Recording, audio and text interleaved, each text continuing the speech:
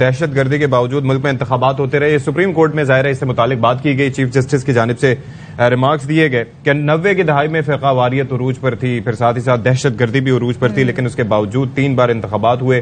اور یہ پنجاب اور کے پی میں انتخابات سے متعلق جو کیس تھا اس میں چیف جسٹس آف پاکستان کی جانب سے یہ ریمارکس دیے گئے ہیں. آج بڑا اہم دن ہے. ایک جانب آپ دیکھیے کہ سپریم کورٹ میں ایک اہم ترین معاملہ سنا جا رہا ہے جہاں پر آئین کی حکمرانی کی بات کی جا رہی ہے 90 دن میں انتخابات کرانے سے متعلق, اور دوسری جانب آپ دیکھ سکتے ہیں کہ عدالتی اصلاحات کا بل قومی اسمبلی سے منظور کر لیا گیا ہے. اور وزیر قانون اعظم نذیر تارڑ کہتے ہیں کہ آرٹیکل 184 کا بے دریغ استعمال کیا گیا. ساتھ ہی کہتے ہیں کہ اب تو سپریم کورٹ کے ججوں نے بھی یہ کہہ دیا ہے. اچھا, سپریم کورٹ قواعد و ضوابط بل 2023 جو ہے وہ کثرت رائے سے منظور کیا گیا. کثرت رائے سے منظور. اچھا جی, اس پہ بات کر لیتے ہیں. ہمارے نمائندے اظہر فاروق ساتھ ہیں. اظہر بتائیے گا, اب یہ بل منظور ہو گیا ہے, اب آگے کا پروسیجر کیا ہوگا, اوور آل سچویشن کیا رہی, یہ بھی بتائیے گا. جی, یہ بل کثرت رائے کے ساتھ منظور ہو گیا ہے. قومی اسمبلی نے اس کی منظوری دے دی ہے اور اب یہ بل سینٹ میں جائے گا. سینٹ سے کل جو ہے یہ بل اس بات کا امکان ہے کہ منظور ہو جائے گا, جس کے بعد صدر مملکت اس بل کی توثیق کریں گے. اس بل کا بنیادی مقصد تو یہی ہے کہ جو 100 موٹر نوٹس ہے اس میں چیف جسٹس کا جو اختیار ہے اس کو کم کیا گیا ہے, محدود کیا گیا ہے, بلکہ 2 سینئر ترین ججز اور چیف جسٹس پر مشتمل ایک خصوصی جو سینئر ججز کی کمیٹی ہے وہ تجویز کی گئی ہے.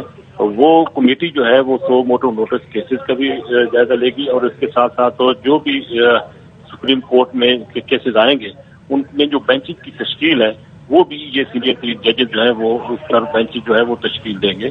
تو یہ 30 دن کے اندر اندر اپیل کا اختیار بھی ہوگا. کوئی بھی اس طرح کا اگر کوئی 100 موٹر کا کیس آتا ہے اس حوالے سے, اور اس کے ساتھ ساتھ 14 دن کے اندر اندر یہ کیس فکس بھی کرنا ہوگا. تو اعظم نذیر تارڑ کا یہ کہنا تھا کہ مختلف جو بار کاؤنسل ہیں ان کی طرف سے بھی سراہا گیا ہے اور سپریم کورٹ کے اندر سے بھی ایسی آوازیں آئی تھی کہ ریگولیٹ کیا جائے 100 موٹر نوٹس کیس کے حوالے سے. تو قومی اسمبلی نے اس کی جو ہے وہ کثرت رائے کے ساتھ منظوری دی. تو اظہر, اب یہ سینٹ جائے گا, پھر صدر مملکت کے دستخط کے بعد یہ قانونی شکل اختیار کرے گا, یہی پروسیجر ہوتا ہے؟ جی ہاں, کل سینٹ کا اجلاس ہے اور سینٹ میں یہ بل جائے گا, سینٹ منظور کرے گا اور اس کے بعد صدر مملکت کے پاس جائے گا بل دستخط کے لیے. اور اب صدر مملکت کا یہ اختیار ہے کہ وہ اس بل کو واپس کرتے ہیں, یہ روکتے ہیں, یا ایک دفعہ واپس کر سکتے ہیں, پھر دوسری دفعہ پھر ظاہر ہے کہ کچھ نہ کچھ وہ ہو ہی جائے گا. میرے خیال میں ایسے ہی ہے. جی, ایک دفعہ واپس کریں گے, پھر دوسری دفعہ واپس کریں گے, اور تیسری دفعہ جو ہے وہ لاگو ہو جائے گا. میں اگر پاس کر لیتی ہے گورنمنٹ تو یہ پھر منظور. اور اس میں کتنا ٹائم لگ سکتا ہے اگر ایک دفعہ اور دوسری دفعہ بھی واپس کر دیں تو؟ یہ 10 دن ہوتے ہیں جی. پہلے 10 دن ہوتے ہیں, پھر دوبارہ بھیجا جائے گا صدر مملکت کو, پھر 10 دن صدر مملکت اپنے پاس رکھ سکتے ہیں, 20 دن ٹوٹل صدر مملکت جو ہے وہ اپنے پاس رکھ سکتے ہیں. اچھا اظہر اور 20 دن یہ تو آپ نے بتا دیا. اب ذرا اگر ہم اس بل کی بات کریں تو اس کے اندر جو چیدہ اس کے نکات ہیں, جو اہم ترین نکات ہیں, وہ کیا ہیں اس کے اندر, آپ اگر ہمیں بتا سکیں تو. جی, اس میں سب سے پہلے تو اہم جو نقطہ ہے وہ یہ ہے کہ پہلے تو چیف جسٹس جو سپریم کورٹ تھے وہ خود نوٹس جو ہے وہ لے لیتے تھے. اب اس بل میں یہ تجویز کیا گیا ہے کہ سپریم کورٹ کی چیف جسٹس اور ان کے ساتھ جو سینئر ترین ججز ہیں ان پر مشتمل ایک 3 ججز کی کمیٹی ہوگی. وہ کمیٹی خود نوٹس کا جو ہے وہ جائزہ لے گی. سینئر جج صاحبان ہوں گے جی, سینئر ترین ججز جو ہوں گے وہ نوٹس کا جائزہ لیں گے. اور اس کے ساتھ ساتھ اس میں ایک اور یہ کیا گیا کہ پہلے چیف جسٹس خود جو ہے وہ کسی بھی کیس کی سماعت کے لیے بینچ جو ہے وہ تشکیل دیتے تھے. اور اب یہ تجویز کیا گیا ہے کہ یہ جو 3 ججز ہوں گے سینئر ترین چیف جسٹس اور 2 سینئر ترین ججز, ان پر مشتمل یہ کمیٹی ہوگی, وہ جو ہے وہ بینچ جو ہے وہ تشکیل دے گی. تو یہ اظہر ایک چیز اور بتا دیں کہ اب جیسے کہ 100 موٹو کا معاملہ بھی ہے اور طریقہ کار بینچ کا ہوگا, کس طریقے سے تشکیل دیا جائے یہ معاملہ ہے, تو یہ اب اطلاق اس کا قانون بننے کے بعد اطلاق کب سے ہوگا؟ بیک ڈیٹ سے ہوگا, کیونکہ ایک کیس تو چل ہی رہا ہے, 100 موٹو ہی لیا تھا جس میں الیکشن کی تاریخ کے حوالے سے بات ہو رہی تھی. جی نہیں, اس کا اطلاق جو ہے وہ جب یہ قانون بنے گا تو اس کے بعد سے ہوگا. پہلے جو کیسز ہو چکے ہیں یا جو کیسز چل رہے ہیں اس پر اس کا اطلاق نہیں ہوگا. وزیر قانون نے اس حوالے سے واضح طور پر یہ بتایا ہے ایوان کو کہ اس کا اطلاق جو ہے وہ آنے والے جو جتنے بھی کیسز ہوں گے اس پر ہوگا, ماضی کے کیسز پر نہیں ہوگا. اچھا جی, چلیں ٹھیک ہے, بہت شکریہ. اظہر فاروق صاحب ہمارے ساتھ موجود تھے. جو ہم تذکرہ کر رہے تھے بیسیکلی صدف کہ یہ قومی اسمبلی کی جانب سے آج یہ Supreme Court practice and procedure bill 2023 کی منظوری دے دی گئی ہے. اچھا, قائمہ کمیٹی برائے قانون و انصاف کی منظوری کے بعد وزیر قانون نے تجویز کردہ ترامیم کے ساتھ ایوان میں پیش کیا تھا, اور اعظم نذیر تارڑ کا کہنا تھا کہ افتخار چودھری نے از خود نوٹس کا بے دریغ استعمال کیا اور ساقط نثار نے تو حدیں پار کر دیں. لیکن آپ اندازہ کیجئے کہ اس وقت دور کچھ اور تھا, جوڈیشل موومنٹ اور یہ ساری چیزیں. سن 2007 کی اگر ہم بات کریں, پھر 2009 کی بات کریں, ججز کی بحالی کے بعد سے جو صورتحال رہی. تو پھر یہ ہے کہ وزیر قانون نے مزید کہا کہ وکلا برادری کا دیرینہ مطالبہ تھا اور اب تو سپریم کورٹ کے ججوں نے بھی کہہ دیا ہے. ٹھیک ہے, تو اعظم نذیر کی گفتگو جو تھی اس کا ہم نے کرکس آپ کو بتا دیا ہے. اب ایوان میں ظاہر ہے اس حوالے سے کافی گفتگو ہوئی. بلاول بھٹو زرداری جو کہ چیئرمین ہیں پیپلز پارٹی کے, ان کی جانب سے یہ کہا گیا ہے کہ جون میں بھی اسمبلی میں کہا تھا چیف جسٹس پوری سپریم کورٹ کو نہیں کہا جا سکتا. اب پارلیمان نے فیصلہ کیا ہے کہ ہم قانون سازی کے ذریعے جواب دیں گے. یہ فیصلے جب لکھتے ہیں تو آئین توڑتے ہیں. وزیر قانون کو کہتا ہوں جو قانون لانے دیر سے اور بہت کم, جو قانون لائے ہیں وہ دیر سے لائے ہیں اور بہت کم ہے. بلاول بھٹو آگے یہ فرماتے ہیں کہ سپریم کورٹ پہ جمہوریت بحال ہو رہی ہے تو اس قانون سے ہوگی. بلاول بھٹو نے یہ بھی کہا کہ 19ویں ترمیم کرنے پر ہمیں عدلیہ نے بلیک میل کیا. چیف جسٹس سے کس قانون کے تحت ڈیم فنڈ جمع کیے, اور ساتھ ہی انہوں نے کہا کہ ان کا سیاسی مستقبل تب ہے جب آمرانہ اور سلیکٹڈ دور ہو. ایسا نہیں ہو سکتا کہ آئین توڑا جائے اور غیر ملکی سازشیں کی جائیں اور ہم خاموش رہیں. تو بلاول بھٹو آگے یہ بھی فرماتے ہیں جناب کہ وزیر اعظم صاحب اگر آئین توڑا گیا تو آپ کو کیس فائل کرنا چاہیے. یہ پوائنٹ انہوں نے اٹھایا ہے اور کہتے ہیں کہ ہمیں عوام کو بتانا ہوگا کہ ملک میں ہو کیا رہا ہے. اچھا, پھر وہ جو آمرانہ معاملہ, جو آمرانہ تذکرہ انہوں نے کیا کہ جو بھی عامر تھے, کوئی تو وجہ ہے کہ ان کی اولادیں آج پی ٹی آئی میں ہیں, اور ظاہر ہے پھر ساتھ ہی یہ لکھتے ہیں کہ کسی عامر کے بیٹے کا سیاسی مستقبل نہیں ہو سکتا. کس جانب ویسے یہ اشارہ کر رہے ہیں؟ یہ اب ظاہر ہے کہ بلاول بھٹو ہی بتا سکتے ہیں بہتر طور پر, لیکن آج سپریم کورٹ کی اگر ہم بات کریں تو وہاں پر ایک اہم ترین معاملہ زیر سماعت تھا, جبکہ قومی اسمبلی میں ایک الگ ڈسکشن ہو رہا تھا. ہم نے دیکھا جب تحریک انصاف گفتگو کرتی تھی کہ ہم بات چیت کے لیے تیار ہیں, تو ان کا ایک پوائنٹ ہوتا تھا ریفارمز کے حوالے سے. تو وہ ریفارمز میں سب کو یہ تھا کہ ظاہر ہے اس وقت ایک بڑی اسٹیک ہولڈر, ایک بڑی پارٹی ہے, تو ان کو بھی انکلوڈ ہونا چاہیے تھا, انکلوسیو ہونا چاہیے تھا, لیکن پارلیمان کا وہ حصہ نہیں ہے. آنا بھی چاہا تو ہم نے دیکھا کہ اسپیکر کی جانب سے 10 مہینے بعد جو رویہ اختیار کیا گیا. سو بلاول بھٹو نے آج ایک اور بات بھی کہی. انہوں نے کہا کہ جن جن کی شکلیں ہمیں پسند نہیں ہیں ہم ان کے ساتھ بھی بیٹھنے کو تیار ہیں. جی, بیٹھنا ہوگا ظاہر ہے, لیکن شرائط کے ساتھ بیٹھنے کو. اب چکر یہ ہے کہ ظاہر ہے کہ وہ کہتے ہیں کہ چیف جسٹس پوری سپریم کورٹ کو نہیں کہا جا سکتا, لیکن ظاہر ہے ادارے کا سربراہ ہوتا ہے اور ادارے کے سربراہ کی ایک ثوابدید ہوتی ہے, ایک اختیار ہوتا ہے. یہ ہر ادارے کے سربراہ کے طور پر اگر وزیر اعظم پاکستان ہے اور اگر وہ حکومت کے سربراہ ہیں تو ظاہر ہے کہ وزارت عظمیٰ میں کوئی ایسی چیز ہے جو ان کو باقی شخصیات سے انفرادیت بخشتی ہے, منفرد بناتی ہے, اور اس کے اندر وہ اختیارات ہی ہوتے ہیں جس کے اندر وہ ظاہر ہے کہ کابینہ میں کسی کا تقرر بھی کر سکتے ہیں, کسی کو باہر بھی کر سکتے ہیں, کسی کو رکھ بھی سکتے ہیں. اب وہاں پر یہ معاملات جو ہیں صرف ایک چیز کا حوالہ دیا جاتا ہے کہ کوئی بھی کسی اہم معاملے کی منظوری ہو تو اس کے اندر کابینہ کی رائے بھی لی جائے. اب وہ رائے بھی کتنی بائنڈنگ ہوتی ہے یہ سب کے سامنے ہی ہے کہ وزیر اعظم صاحب نارملی فیصلہ کرتے ہیں, وہ اپنی جگہ ہوتا ہے. لیکن بلاول نے جس حوالے سے آج قومی اسمبلی میں اسپیچ کی, کیا کیا الفاظ کہے, کیا گفتگو کی, آپ کو ذرا سنوا دیتے ہیں. تو ہمارا اپنا ہی ناجائز نالائق سلیکٹڈ وزیر اعظم نے اپنے ہاتھوں سے اس ملک کی معیشت کو ڈیفالٹ کی طرف دھکیل دیا گیا, تو اسی نالائق ناجائز سلیکٹڈ وزیر اعظم نے پاکستان کو ایک بار پھر دہشت گردوں کے آگ میں لپیٹ دیا. چیف جسٹس کا آمریت ہے سپریم کورٹ میں قائم کیا تو افتخار چودھری نے قائم کیا, جو آج آنریبل ججز کہتے ہیں کہ the monopoly of the chief justice, وہ تو مونوپلی قائم کیا تو چیف جسٹس افتخاری نے قائم کروایا. اور ہم سمجھتے ہیں کہ اگر جناب وزیر اعظم یوسف رضا گیلانی صاحب کو نااہل کروایا گیا تو وہ غیر جمہوری فیصلہ chief justice of the Supreme Court of Pakistan کی قیادت میں سپریم کورٹ نے سنوایا تھا. ہم اگر پی ایم صاحب کوئی ادھر ادھر کوئی کام کرے, رولز آف پروسیجر قانون کے مطابق چیف جسٹس کے پاس کہاں پاور ہے کہ وہ ڈیم فنڈ بنا دے؟ کون سا آئین, کون سا قانون کے مطابق کہ وہ پورا ملک میں سیاسی کیمپین کرے, وہ فائنینشیل کیمپین جمع کرے چیف جسٹس پاکستان؟ چلیں جی، تو بلاول کی گفتگو آپ نے ملاحظہ کی، اور دوسری جانب ایک اور اہم ڈیولپمنٹ ہو رہی ہے، وہ یہ کہ پنجاب اور کے پی میں جو الیکشن کی تاریخ کو آگے کر دیا گیا ہے، الیکشن کمیشن کی جانب سے ملتوی کی گئی ہے 8 اکتوبر تک اس کی سماعت ہو رہی ہے، اور الیکشن کمیشن کے وکیل سجیل سواتی نے دلائل میں کہا کہ آئینی ذمہ داریوں سے انحراف نہیں کر رہے، فنڈز اور اداروں سے معاونت ملے تو پنجاب میں الیکشن کے لیے تیار ہے۔ کابینہ نے 21 مارچ کے خط میں لکھا فوج تعیناتی کی منظوری نہیں دے سکتی۔ چیف جسٹس عمر عطا بندیال نے ریمارکس دیے کہ دہشت گردی کے مسئلے کے باوجود ملک میں انتخابات ہوتے رہے ہیں، 90 کی دہائی میں 3 دفعہ انتخابات ہوئے، اس وقت تو فرقہ واریت اور دہشت گردی عروج پر تھی، جبکہ الیکشن کمیشن کے وکیل نے کہا ہمارے پاس خفیہ اداروں کی رپورٹس پر شک کی گنجائش نہیں۔ چلیں تو پھر باقی تفصیلات کیا ہیں وہ ذرا بات کر لیتے ہیں۔ آج سپریم کورٹ میں پورا دن اس معاملے پر نظر بھی رکھی، کور بھی کرتے رہے راجہ محسن، اور مفصل انداز میں ہمیں ذرا وہ بتائیں گے بھی اپنے انداز میں۔ بتائیے گا راجہ محسن کیا ہوا آج سپریم کورٹ میں؟ دیکھیے، آج صبح جب سب سے پہلے سماعت کا آغاز ہوا تو فاروق ایچ نائک جو اس کیس میں پاکستان پیپلز پارٹی کے وکیل ہیں وہ روسٹرم پر آئے۔ ابھی وہ بات کر ہی رہے تھے اپنے فریق بننے کے حوالے سے اس کیس میں کہ جسٹس جمال مندوخیل کے ریمارکس آنا شروع ہو گئے جو انہوں نے گزشتہ روز کے ایک معاملے پر دیے۔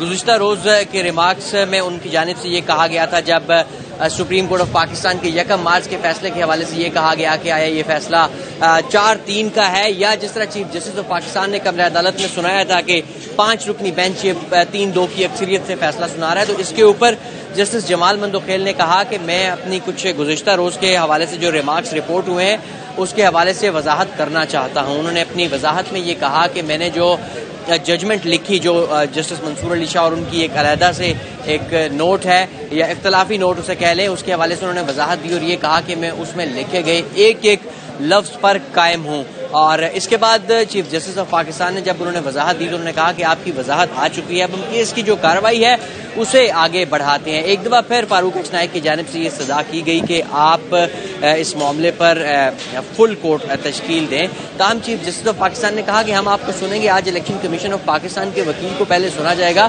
سجیل سواتی اس کیس میں الیکشن کمیشن آف پاکستان کی نمائندگی کر رہے ہیں۔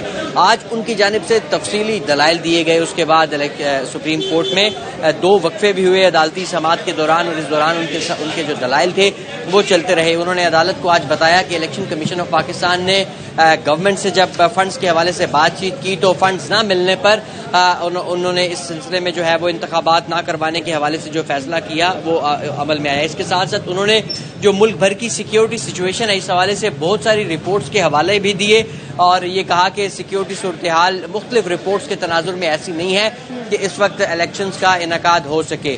اور اس پر بینچ کی جانب سے مختلف ریمارکس بھی سامنے آتے رہے، اور یہ سوال اٹھایا جاتا رہا کہ یہ بتائیں کہ الیکشن کمیشن آف پاکستان کیا اس کے پاس یہ اختیار تھا کہ وہ الیکشن کی تاریخ از خود دے سکتا تھا یا بدل سکتا تھا یا اتنا آگے لے کے جا سکتا تھا، اور اس پر کوئی مطمئن نہیں کر سکے الیکشن کمیشن آف پاکستان کے وکیل معزز عدالت کو۔ یہ سوال بھی اٹھایا گیا ان کی جانب سے کہ جو الیکشن کی تاریخ ہے وہ سپریم کورٹ آف پاکستان کے حکم کے بعد آئین کے مطابق صدر مملکت کی طرف سے 30 اپریل دی گئی تھی پنجاب کے لیے، لیکن جب انتخابات ملتوی کرنے کا الیکشن کمیشن آف پاکستان نے فیصلہ کیا تو اس سلسلے میں وہ سپریم کورٹ آف پاکستان کو جو اسے مشکلات درپیش تھیں یا جو ایسے معاملات تھے جن کی وجہ سے الیکشن نہیں تھے ہو پا رہے 30 اپریل کو، اس سلسلے میں وہ آگاہ کر سکتے تھے سپریم کورٹ آف پاکستان کو، لیکن اس سلسلے میں عدالت کو مطمئن کر سکتے تھے، انہیں بتا سکتے تھے، لیکن ایسا بھی نہیں کیا گیا۔ پھر سوال اٹھایا گیا بینچ کی جانب سے ایک دفعہ پھر کہ جو الیکشن پروگرام ہے وہ دینا جو الیکشن ایکٹ کی سیکشن 58 ہے اس کے تحت یہ اختیار ہے الیکشن کمیشن آف پاکستان کا، جس میں کاغذات نامزدگی کی تفصیلات، جو کاغذات نامزدگی کے ساتھ دیگر الیکشن کا جو پورا پروگرام ہوتا ہے یہ سیکشن 58 کے تحت اختیار ہے الیکشن کمیشن آف پاکستان کا۔ تاہم جو پولنگ کی تاریخ دینا ہے سیکشن 57 کے تحت وہ الیکشن کمیشن آف پاکستان کا اختیار نہیں ہے۔ اس کے اوپر مطمئن کریں کہ جو آپ نے حکم دیا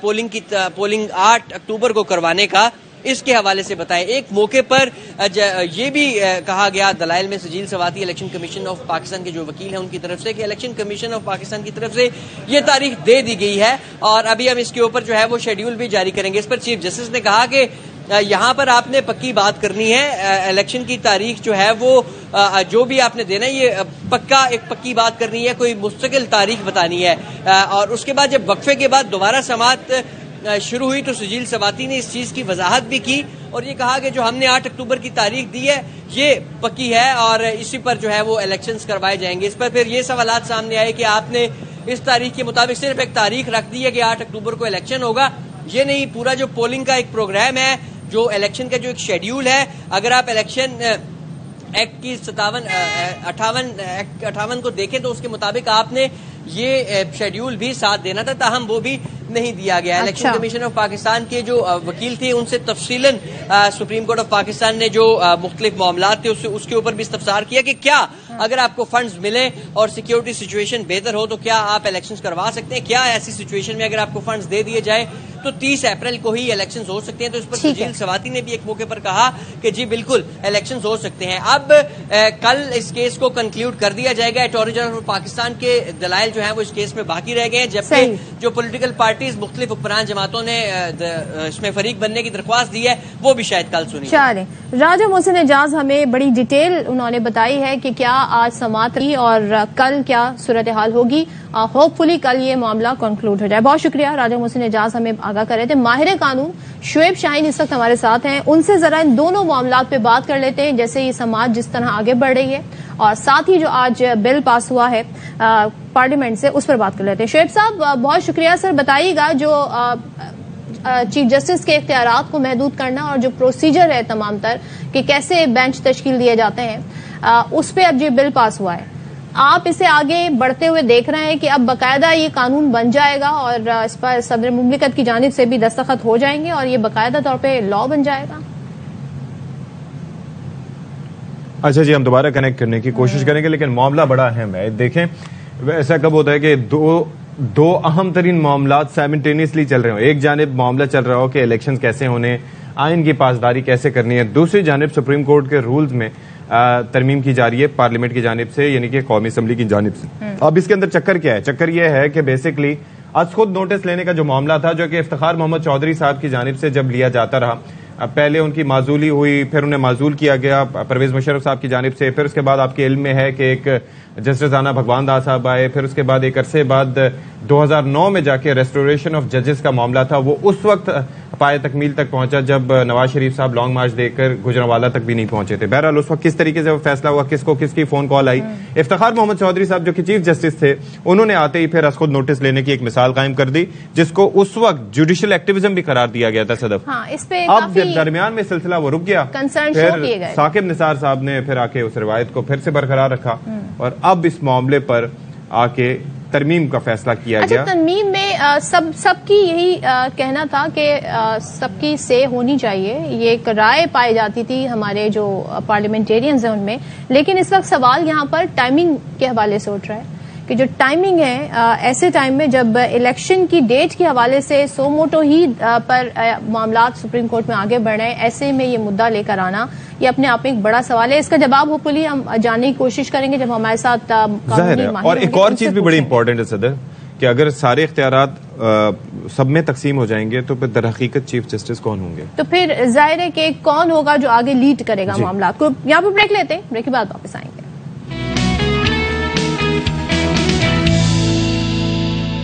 वेलकम बैक वंस अगेन। और आज का दिन बड़ा अहम रहा सियासी हवालों से। पार्लियामेंट के अंदर आज अहम कानून साजी हुई। कौमी असेंबली ने supreme court practice and procedure bill 2023 को मंजूर कर लिया है और सो मोटो नोटिस के तहत माजी के मुकदमात में सजा याफ्ता मुल्जिमान 30 दिन में अपील दायर कर सकेंगे और नवाज शरीफ, जहांगीर तरीन, यूसुफ रजा गिलानी और दीगर भी हैं क्या जो अपील दायर कर सकते हैं। अजहर फारूक हमारे साथ मौजूद हैं, उनसे जरा बात कर लेते हैं। अजहर फारूक, जब ये बिल पेश हुआ था, मंजूर हो रहा था, हम यही सोच रहे थे कि व्हाट्स द कैच, तो अब थोड़ा समझ में आ रहा है कि इससे फायदा उठा सकेंगे काफी लोग। जी इशफाक, बिल्कुल जब ये बिल पेश हुआ, मंजूर हुआ, तो उस वक्त भी कुछ इश्यूज ऐसे नजर आ रहे थे, क्योंकि बिलावल भुट्टो जरदारी ने उस तरमीम की मुखालफत की जो कि अब खुलकर सामने आई है। क्योंकि अब हम दूर हुआ है, जब ये तरमीम हमने पढ़ी है, देखी है, क्योंकि ऐवान के अंदर इसको क्लियर नहीं किया गया था। नेस्ला टावर का जिक्र किया गया कि नेस्ला टावर में आज खुद नोटिस लिया गया था और वहां के जो मुतसरीन है उनको इससे फायदा होगा, अपील का हक जो है वो मिलेगा। लेकिन अब ये बात सामने आई है कि ऐसे 35 केसेस हैं सो मोटो नोटिस के माजी के, जिन जो सारे जो है अब वो मुस्तफीद होंगे। उसमें नवाज शरीफ साहब भी हैं, जहांगीर तरीन भी हैं, तलाल चौधरी भी हैं, दानियाल भी हैं, निहाल हाशमी भी हैं, यूसुफ रजा गिलानी भी हैं और भी बहुत सारे हैं। और अब जब ये कानून बन जाएगा तो 30 दिन के अंदर अंदर उनको अपील का हक जो है वो मिल जाएगा, क्योंकि पहले सो मोटो नोटिस में अपील का हक जो है वो नहीं था। तो ये आज जब कायमा कमेटी का इजलास हो रहा था तो वहां पर भी ये इशू डिस्कस हुआ था, ये तरमीम डिस्कस हुई थी, लेकिन उस वक्त भी सैयद नवीद कमर का ये कहना था कि ये बिल इस अंदाज से इस तरमीम को ना लाया जाए क्योंकि ये तस्वर मिलेगा कि ये नवाज शरीफ को फायदा पहुंचाने की कोशिश की गई है, लेकिन वहां पर इसको मुअख्खर कर दिया गया था। अब जब इजलास हुआ कौमी असम्बली का तो ऐवान के अंदर से अचानक से ये तरमीम मोहसिन दावर के जरिए जो है वो पेश की गई है। बिलावल भुट्टो जरदारी ने उसकी मुखालफत की और उनका ये कहना था कि इसको बाद के लिए रख लिया जाए, आज इसको अगर मंजूर ना कराया जाए। लेकिन बाद में फिर बातचीत हुई, तबादला ख्याल हुआ और उसके बाद बिलावल भुट्टो जरदारी को भी किसने कायल किया बिलावल साहब को? जी वहाँ पे वज़ीर आज़म भी वहाँ पे मौजूद थे, कुछ और वज़रा भी मौजूद थे, पीपल्स पार्टी के सीनियर जो वज़रा हैं नदीम उमर भी थे। ठीक है, अजहर साथ ही रहिएगा। इस वक्त हमारे साथ माहिर कानून शुएब शाहीन साहब मौजूद हैं, उनसे बात कर लेते हैं। शुएब शाहीन साहब, सर जरा बताइएगा आपकी क्या अंडरस्टैंडिंग है इस बिल के हवाले से, और अब इस बिल के तहत जैसे कि ये भी बताया जा रहा है कि जो माजी में सो मोटो हुए नवाज शरीफ, जहांगीर तरीन, यूसुफ रजा गिलानी, वो अपील दायर कर सकें। अंदाजा कीजिए। तो अब ये गिलानी साहब की बात करें तो पास्ट एंड क्लोज ट्रांजैक्शन उसे कहा जाए तो 5 साल के लिए नाअहल हुए, फिर अब वो दोबारा सियासत का हिस्सा बन गया, तो आप इसे किस तरह आगे बढ़ते देख रहे हैं? देखिए, पहली बात तो यह है कि जब बदनीयती के साथ कानून बनता है ना, मेलाफाइडली होता है, तो उसकी वैसे ही वैलिडिटी खत्म हो जाती है, या वो पर्सन स्पेसिफिक होता है तब भी उसकी वैल्यू नहीं होती। इस वक्त देखें, ये इस्लाह की गरज से इस्लाहात नहीं है, ये फसाद की गरज से ये इस्लाहात की बात हो रही है। लेकिन जुडिशल रिफॉर्म्स करनी है, बिल्कुल करें, सब मिल बैठ के करें, सारी पॉलिटिकल पार्टीज को साथ लें, बार एसोसिएशन का कंसर्न लें, बार काउंसिल का कंसर्न लें, फिर जाकर के आप अमेंडमेंट करें। आप राइट ऑफ अपील दे रहे हैं आर्टिकल 184(3) में, जो राइट ऑफ अपील आपको कॉन्स्टिट्यूशन में अमेंड करके देना था, वो एक एक्ट ऑफ द पार्लियामेंट के जरिए दे रहे हैं, वो मुमकिन ही नहीं है, क्योंकि जो पावर्स कॉन्स्टिट्यूशनल कोर्ट कॉन्स्टिट्यूशन के तहत डिराइव करती है उसको रेगुलेट नहीं किया जा सकता एक एक्ट ऑफ पार्लियामेंट के जरिए। मेरा नहीं ख्याल कि इसकी तो कोई साहब ये स्ट्राइक डाउन हो सकता है, ये जो आज असेंबली से हुआ? जी मैं समझता हूँ कि पहली बात तो यह है कि इसकी कोई सच, जब अभी तक तो खैर लॉ नहीं बना और इसका इफेक्ट भी प्रोस्पेक्टिव होगा, रेट्रोस्पेक्टिव नहीं हो सकता। ये जरा समझाइएगा, ये क्या होता है? ये देखें, इसका इतलाक माजी के केसेस में नहीं होता, जिस दिन कानून बनता है उसके बाद से उस कानून का इतलाक शुरू होता है, उसको पुराने केसेस से इतलाक नहीं होता। मसलन आज एक कानून बन रहा है, उसको कहें कि फर्ज करो आज चोरी की सजा मौत कर दी है, तो जिस चोरी की सजा आज से 5 साल पहले 3 साल थी या 7 साल थी, तो आप उसको आज सजा मौत नहीं देंगे। इसी तरह कोई एक्सेप्शनल केसेस होते हैं जिसमें रेट्रोस्पेक्टिव अप्लाई किया जाता है, ये एक्सेप्शनल केसेस में फाल नहीं करता। दूसरी बात यह है कि एक आइन में दी हुई ताकत जो सुप्रीम कोर्ट इस्तेमाल करती है, तो एक कानून के मुताबिक आप उसको राइट ऑफ अपील दे देना मुनासिब नहीं है, उसके लिए आपको आइन में तरमीम करनी पड़ेगी। फिर तीसरी बात यह है कि ये जो टाइमिंग्स है वो बड़ी इंपॉर्टेंट है। एक्चुअली PMLN ये चाहती नहीं है कि पंजाब में या PTM में इलेक्शन हो, ये PTM की जमातें ये चाहती हैं किसी तरीके से इसको लंबा किया जाए और इसके खिलाफ एक अपील फाइल करके जो अभी फैसला आएगा इसको लटकाया जाए, ताकि उनके लिए एक रास्ता हमवार हो सके और इलेक्शंस को वो मुलतवी करने की तरफ जा सके। तो मेरा नहीं ख्याल कि कोई भी जज सुप्रीम कोर्ट का इस तरह करेगा, क्योंकि आज सबसे इम्पोर्टेंट क्वेश्चन ये है कि क्या आइन के ऊपर अमल दरामद करना है या नहीं करना, क्या आइन के मुताबिक इलेक्शन होने चाहिए या नहीं होने चाहिए, ये क्वेश्चन है। और कोई भी जज ये नहीं कह सकता सुप्रीम कोर्ट का कि हमने आइन पे अमल दरामद नहीं करना, लिहाजा नजरिए जरूरत आज नहीं जिंदा हो सकता। इसका मतलब ये हुआ कि जस्टिस मुनीर की रूह तो नहीं अब वापस आ सकती ना, कि जो ये कहे कि नहीं जी हम नजरिया जरूरत इजाद कर लेते हैं जिसके मुताबिक हम फ्यूचर में वो केसेस करेंगे। तो मेरा नहीं ख्याल कि इस तरह की एक्टिविटीज से इनको मौजूदा हुकूमत को या PTM को कोई फायदा होगा। हाँ, जुडिशल रिफॉर्म्स अच्छी बात है, करें, लेकिन बैठ के कंसल्टेशन के साथ after discussion in the parliament, और पार्लियामेंट भी मुकम्मल होनी चाहिए, तमाम पार्टीज को साथ मिलाएं और आर्टिकल 184(3) में अमेंडमेंट करें। इस तरीके से हैफेजटली जब कानून बनाएंगे सिर्फ अपने आप को फायदा देने या अपने केसेस को डिले कराने के लिए, तो उसका उल्टा नुकसान होता है, फायदा नहीं होता। मुझे जरा समझाइएगा, वैसे कोई भी शख्सियत होती है, वजीर आजम साहब हों, आर्मी चीफ हों या इससे हटके चीफ जस्टिस हों जो कि सुप्रीम कोर्ट के सरबराह होते हैं, उनकी इनफरादियत होती है कि जी फैसले कर सकते हैं, ये कर सकते हैं। अब ये जो जिस तरीके से आज खुद नोटिस लेने का इख्तियार है या बेंच की जिस तरीके से किस तरह से बनाने हैं, किस तरह से नहीं बनाने, ये अगर 3 शख्सियात मिलकर फैसले करेंगे तो उसके अंदर फिर आपकी नज़र में इनफरादियत क्या रह जाएगी चीफ जस्टिस के ओहदे की? देखिए, ये तो खैर कानून की बात है ना, कि कानून में अगर तरमीम आती है या तब्दीली होती है तो फिर कंसल्टेशन के साथ भी हो सकता है, लेकिन इस वक्त चीफ जस्टिस की पावर्स को कर्टेल करना, इस वक्त इन चीजों पे कदगन लगाना, देखिए ये सिर्फ फिर चीफ जस्टिस सुप्रीम कोर्ट के लिए तो नहीं करना पड़ेगा, आपको तो फिर तमाम हाई कोर्ट्स में भी ये करना पड़ेगा। तमाम हाई कोर्ट के चीफ जस्टिस भी वही पावर एक्सरसाइज करते हैं जो power chief justice of Pakistan exercise करता है। तो फिर इस कानून का इतलाक अगर जुडिशल रिफॉर्म्स की तरफ आपने जाना है तो फिर तमाम अदालतों के लिए करना पड़ेगा। जैसे डिस्ट्रिक्ट एंड सेशन जज होता है, नीचे जिले का सरबराह होता है, इस तरह सूबे में हाई कोर्ट होती है और उसका सरबराह जो चीफ जस्टिस होता है वो बेंच भी बनाता है और केसेस एक्सेसिव भी करता है, और इसी तरह पाकिस्तान के केसेस जो है वो सुप्रीम कोर्ट में होते हैं। तो ये सारी चीजें एक मिली हुई है। तो इनके मुताबिक अगर आप इसमें तब्दीली करनी है तो कानून और कायदे के मुताबिक आपको फिर एक जुडिशल रिफॉर्म्स के लिए एक लार्ज स्केल की चीजों को लेकर जाना पड़ेगा, इस तरह नहीं होगा। ठीक है, बहुत शुक्रिया आपका। शोएब शाहीन साहब हमारे साथ मौजूद थे, माहिर कानून, और जाहिर है कि कंसल्टेशन के साथ होनी चाहिए एक चीज, विदाउट कंसल्टेशन मुनासिब नहीं। बिल्कुल, यहाँ पर ब्रेक लेते हैं, ब्रेक के बाद वापस आएंगे।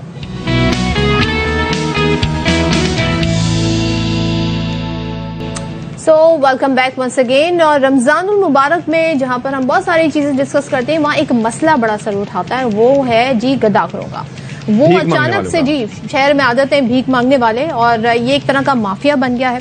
रमजानुल मुबारक में तकरीबन अशफाक 8 करोड़ रुपए तक शहरियों की जेबों से ये निकाल लेते हैं। तो हमें इस हवाले से रिपोर्ट कर रहे हैं अफजल खान। इंसानों के आगे हाथ फैलाना माशरे में खुददारी को खत्म करने का सबब है। पेशावर गदागिरी बहुत बड़ा समाजी मसला बन चुका है।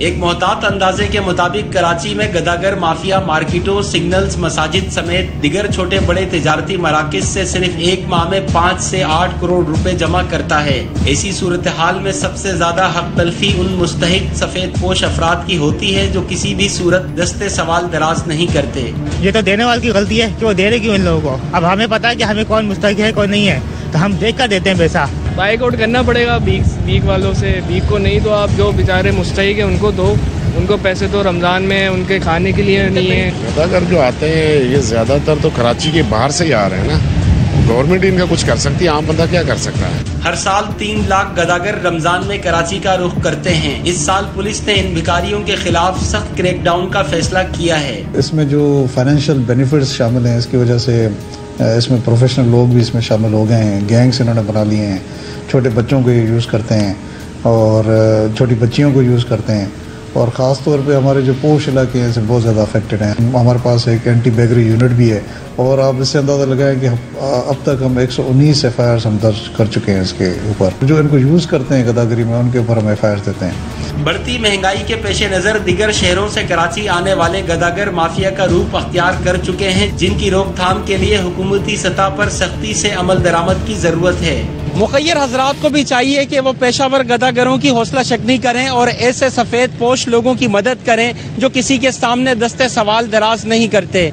कैमरामैन जहीर अब्बास के साथ अफजल खान, ARY न्यूज कराची। जी तो ख्याल करें और एहतियात करें। ब्रेक लेते हैं।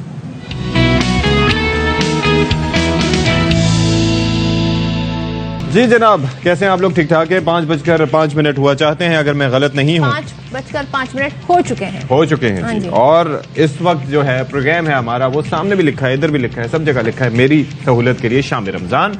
उम्मीद है आप लोग बिल्कुल ठीक ठाक होंगे। 7वां आज रोजा है, और ये सारी कसर मैं इसलिए पूरी कर रहा हूँ क्योंकि 4 बजे हमें मौका नहीं मिला। वो कहते हैं ना कि अजब दस्तूर जुबाबंदी है तेरी महफिल में, कि यहाँ बात करने को तरसती है जुबां मेरी। कह कौन रहा है, कह कौन इंसान रहा है जो मुसलसल बोले जा रहे हैं और आखिर में कहेगा मुझे बहुत रोजा लगा है। भाई आप कम बोलेंगे तो आपको कम रोजा लगेगा। बाय द वे, कम बोलूंगा तो सोचने पे अपनी एनर्जी। सदफ अब्दुल जब्बार, और ये है اور میں آپ کا جانا مانا پہچانا، آپ کا راج دلارا، آپ کی آنکھوں کا تارا. چلیں جی، اشفاق کے مسائل اگر کم ہم ڈسکس کریں یہاں پہ تو عوام کے مسائل ڈسکس کرتے ہیں، خواص کو چھوڑ کے. پہلے وہ کہتے ہیں نا کہ چیریٹی بگنز ایٹ ہوم، پہلے میرے مسائل ڈسکس کریں پھر اس کے بعد عوام کے مسائل. عوام کرتے ہیں نا، خواص کی تھوڑی کر رہے ہیں، آپ خواص میں شامل ہوتے ہیں. اشفاق جناب، ہم بات کر رہے ہیں جی، بچت بازار لگا دیے گئے، بچت بازار لگائے گئے تاکہ آپ کو وہاں پر سستی اشیاء ملیں، لیکن وہاں پر بھی ایسا لگ رہا ہے کہ کوئی چیز سستی نہیں ہے، وہاں پر بھی تنقید ہو رہی ہے. اور صوبہ انتظامیہ پر یہ بڑھتی ہوئی تنقید جو ہو رہی تھی اسی کا مقابلہ کرنے کے لیے 80 سے زائد بچت بازار لگائے گئے ہیں. کراچی کے مختلف علاقوں میں یہ سستے بازار ہیں جہاں پر انتہائی نہیں، میں نہیں گئی، لیکن رعایتی نرخوں پر یہاں پر چیزیں دستیاب ہیں. تو اب میرا دل کر رہا ہے کہ میں جا کے دیکھوں، جا کے دیکھنا چاہیے اور خریداری کرنی چاہیے، پتا تو چلے جی کتنے رعایتی نرخ ہیں یہاں پر. یہاں پر تو مجھے کپڑے بھی دکھائی دے رہے ہیں، ہر چیز، یعنی کہ بچت بازار ہے، اس کے اندر تمام ضروریات کی چیزیں ہیں، مطلب کپڑے بھی ہیں، کھانے پینے کی اشیاء، ساری چیزیں، روزمرہ کی چیزیں. تو بہرحال کیا صورتحال ہے یہاں پر؟ افضل پرویز ہمارے ساتھ موجود ہیں، ان سے پوچھتے ہیں کیا خریداری انہوں نے کی ہے. ویسے پوچھیں جی.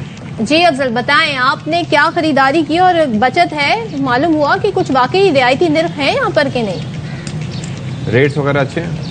جی بالکل صدف، اگر دیکھا جائے اشفاق کے بچت کے حوالے سے جو کم آمدنی اور سفید پوش لوگ ہیں ان کو سندھ حکومت کی جانب سے بڑا ریلیف فراہم کرنے کے لیے شہر بھر کے 7 اضلاع میں 30 بچت بازار لگائے گئے تھے.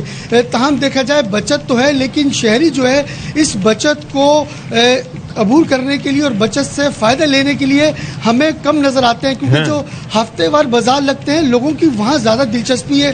جو سندھ حکومت کی جانب سے بچت بازار لگائے گئے ہیں، یہ بچت بازار کمشنر کراچی اور جو کمیٹی کے ہے، جو مارکیٹ کمیٹی ہے، ان کی اشتراک سے شہر بھر کے 30 بازار لگائے گئے. یہاں کم آمدنی والے افراد کے لیے جو 2400 روپے کا 10 کلو کا آٹا مل رہا تھا، وہ یہاں 10 کلو کا آٹا 1200 روپے کا مل رہا ہے. جو کہ جو کوکنگ آئل تھا وہ 650 روپے کا شہر بھر میں مل رہا تھا، وہ یہاں 510 روپے کا شہریوں کو بآسانی ملتا ہے. لیکن یہاں جو شہریوں کی دلچسپی ہے بچت بازار میں ذرا یہ جاننا چاہوں گا افضل کہ وہی کمپنیز کے تیل کے ڈبے جو کہ دوسری جگہوں پر مہنگے مل رہے تھے یہاں پر سستے مل رہے ہیں، یہ یہاں پر کوئی الگ ہی برانڈ ہے جس کا تیل سستے داموں دستیاب ہے؟ جی بالکل اشفاق، دیکھا جائے تو 10 سے 20 روپے کا فرق آتا ہے مارکیٹ ریٹ اور بچت بازار میں جو چیزیں ملتی ہیں. تاہم دیکھا جائے تو لوگوں کی جو اہم ضروریات کی چیزیں ہیں اس میں کوکنگ آئل ہے، چاول ہے، آٹا ہے اور دیگر اشیاء، کیونکہ رمضان المبارک میں دالیں، چاول اور سبزی اور فروٹ کے اوپر جو ہے لوگ زیادہ ترجیح دیتے ہیں. جس طرح جو تربوز تھا وہ 120 روپے کے حساب سے میں کسی بڑی دکان پہ جا کے خریدتی ہوں تو وہ مجھے کیا وہاں پہ مہنگا ملے گا، اور وہی لال شربت میں آ کے اس بچت بازار میں خریدتی ہوں تو کیا وہ مجھے سستا ملے گا؟ ایسا ہے یا ڈفرینٹ پروڈکٹ؟ جی بالکل صدف، دیکھا جائے تو مشروبات ہیں، اگر ان کی بات کی جائے تو جو مارکیٹ میں 350 360 کا ملتا تھا وہ یہاں بچت بازاروں میں 330 روپے کا جو ہے مشروبات کی بوتل مل رہی ہے. اگر دیگر بات کریں